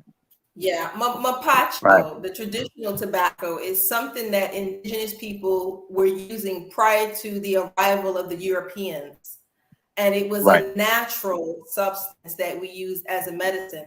But when the Europeans came over, they saw the opportunity to, I guess, commercialize it is a better word. And so with that came the addition of sugar and other substances in it that made it more addictive. It's no longer used as a medicine or even anything that's good for us. So, and the chemicals that they added to it to make sure that it continued to burn, because the natural one, it'll go out. And they knew that if they wanted to sell a lot, they needed, once you lit it, that's why those cigarettes will burn all the way to the end. You can set in the ashtray, you look over 10 minutes later, it's burned up. The chemicals added to that make it do that. And that's another one of the things that make that, you know. So yeah, to make sure that you burning through them packs a day. We got to have you back again, Madam Clark, Sincere Seven, Duli. We got to do this again, Bliss. whenever, I don't know what your date is, but we're gonna do another show because this is not talked about often. This conversation doesn't happen enough. Right. Yeah, and I would just like to say real quick is that I appreciate this again, and just for people to the event is on Eventbrite, and if you follow at NighHawk Therapy on Instagram, the conference, the link is in the bio to the tickets. I plan to do some lives where I'll be talking to some of the people that I'm going to have on at the conference. And so, just stay tuned on there, stay linked in. If you live in the Atlanta area and you're an enthusiast psychonaut, or even if you're curious about psychedelics, this would be something ideal for you. If you're on this platform and you are in the medical field, or you're in the counseling field, psychology field, psychedelics is something that's going to impact your field directly. And so you might want to come and really educate yourself and be ahead of the curve about these things. If you're listening and you think psychedelics is drugs or whatever, your children's children will be doing psychedelics, somebody that directly. So it would behoove you to come and educate yourself, meet some powerhouse people that you can stay connected to. I know for me, every time I go to the conference, I always walk away connecting with at least 2 people that I still will talk to, and that, I'm glad I met. And so those things, a lot of times we take for granted how long something takes to get to land in our lap. It's like an asteroid. Everybody's like, oh, when it hits, everybody's like, whoa, but the asteroid was coming for 20 years. And what a lot of us do, especially here down in Atlanta, we wait to the last minute to get our tickets. I was telling Duli yesterday, I said, you got people who spent $900 to see Beyonce, and that hoe didn't even know you was there. Right. But if I say, hey, this conference is $150 for the 2 days, and your life will be impacted, people hemming and hawing. So one thing about Black people is that I know is that we have problems with the valuation that we put on things when it comes to investing in ourselves, investing in our education, our certifications, or whatever it is that you want to learn. We want it for free. But then when it's some other craziness that ain't really good for us or not serving us, like what is the $1,500 Louis bag gonna do for you sitting in the closet? You see? So I want us to really change our perception about what it is that we need. These conferences that's ran by people like me that look like you, okay, for the people that look like us on this platform, is very essential. Because we want to put our 2 cents in the mix when all of these things come on the table about psychedelics. Unlike Woodstock, and Chief would say it all the time, stop Woodstocking this shit. Learn about sacred ceremony. And what does that mean? There were so many people who had been doing mushrooms for years. When they would come to sit with Chief, they would be like, yo, what are these? He's like, it's mushrooms. They had a completely different experience other than recreational use. I'm here to let you know it's different. Right. Okay, in many different ways. And so these type of events are very necessary, and that we want to start this in Atlanta. I would hope that people could support us. If you've donated to the GoFundMe, maybe you can't make it, but you want to sponsor somebody, okay?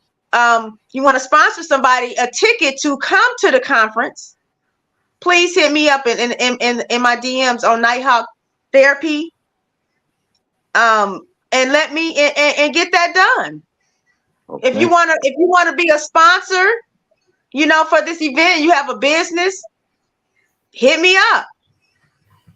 If you want to be a vendor, you got some products and goods that is in relationship with psychedelics, hit me up. Don't be shy, because this event is for all of us. This is something that me and Chief talked about just this year, that he knew it was time to do this in Atlanta. I don't know why this doesn't exist in Atlanta already, but I want to kick it off. I want to start something new. I want to put this ball in motion, because I know it's necessary. And as Atlanta is the precipice of the culture here, we need to have something here that really speaks to this subject matter. So definitely, if you can make it, I'd love to see you there. Love to spend time and fellowship with everybody that can make it. I can't wait to see you, Duli, so we can catch up and stuff. And I really appreciate you, Sincere, giving to the GoFundMe the way you and your Psychonaut Academy of Detroit did. I appreciate that. And all the people, I received so much support from people that I've never met. It was amazing to me because of Chief NightHawk's energy. It was echoing. It's still echoing. Can you hear it? Yeah, I hear it. You know what I'm saying? To you, Madam Clark. I'm telling you, Miss Bliss, you found your wing commander right here. All right. I want to also never mind the mother hussies.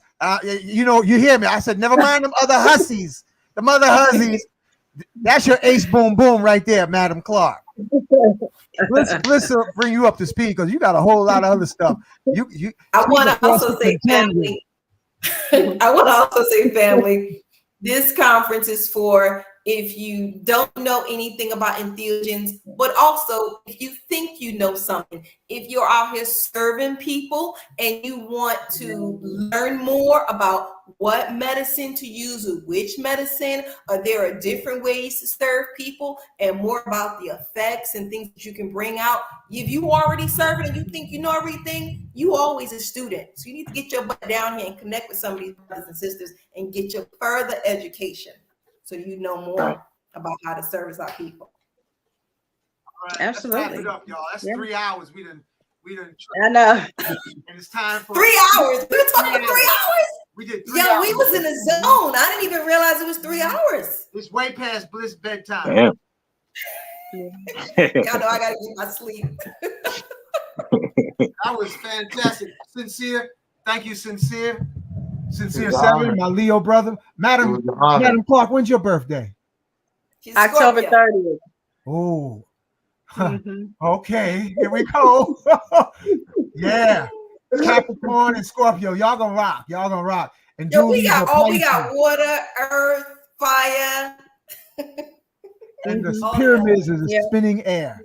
We got Chief NightHawk who's the air. He's with us too. Yeah, I mean. Word. There you go. We got long live the Chief. Yes, thank you, Chief NightHawk. Thank you, my brother. Tell us. Come check us out. Come check it out.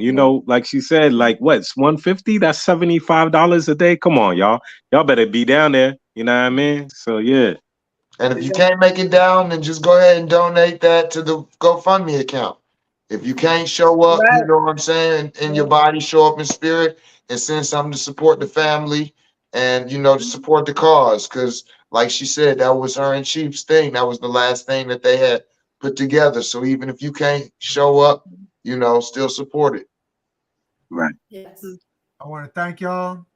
And thank you. Thank you, Uncle Hank. Thank you, Uncle Hank. Yeah, I mean, this is Tony Stark's of the hood, if you didn't know it. You know what I mean? Coming up with the ill inventions. What you think? This is Uncle Hank here. You know what I mean? I got some new stuff. I got some new stuff. There's coming up. This one here, Duli, you probably seen it before. This is Third Eye Opener. This is like 18 magnets. But Bliss, I want to thank you for putting this show together, because she put it together.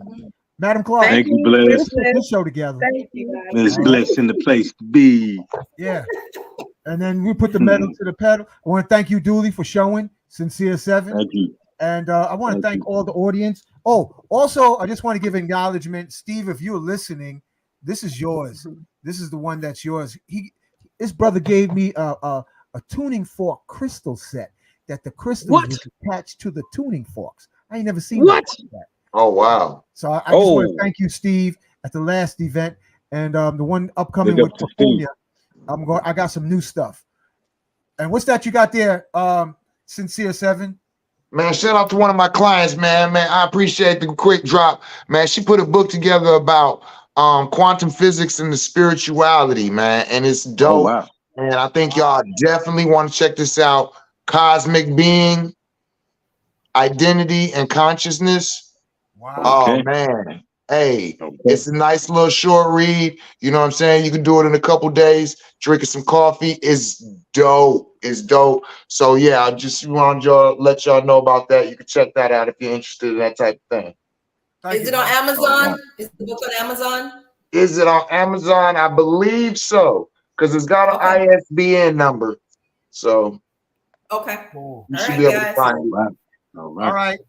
I like to say it old All school. right, y'all. Thank you and Yep. night. Indeed. Night, night. Peace. Peace. Good Peace. night, guys.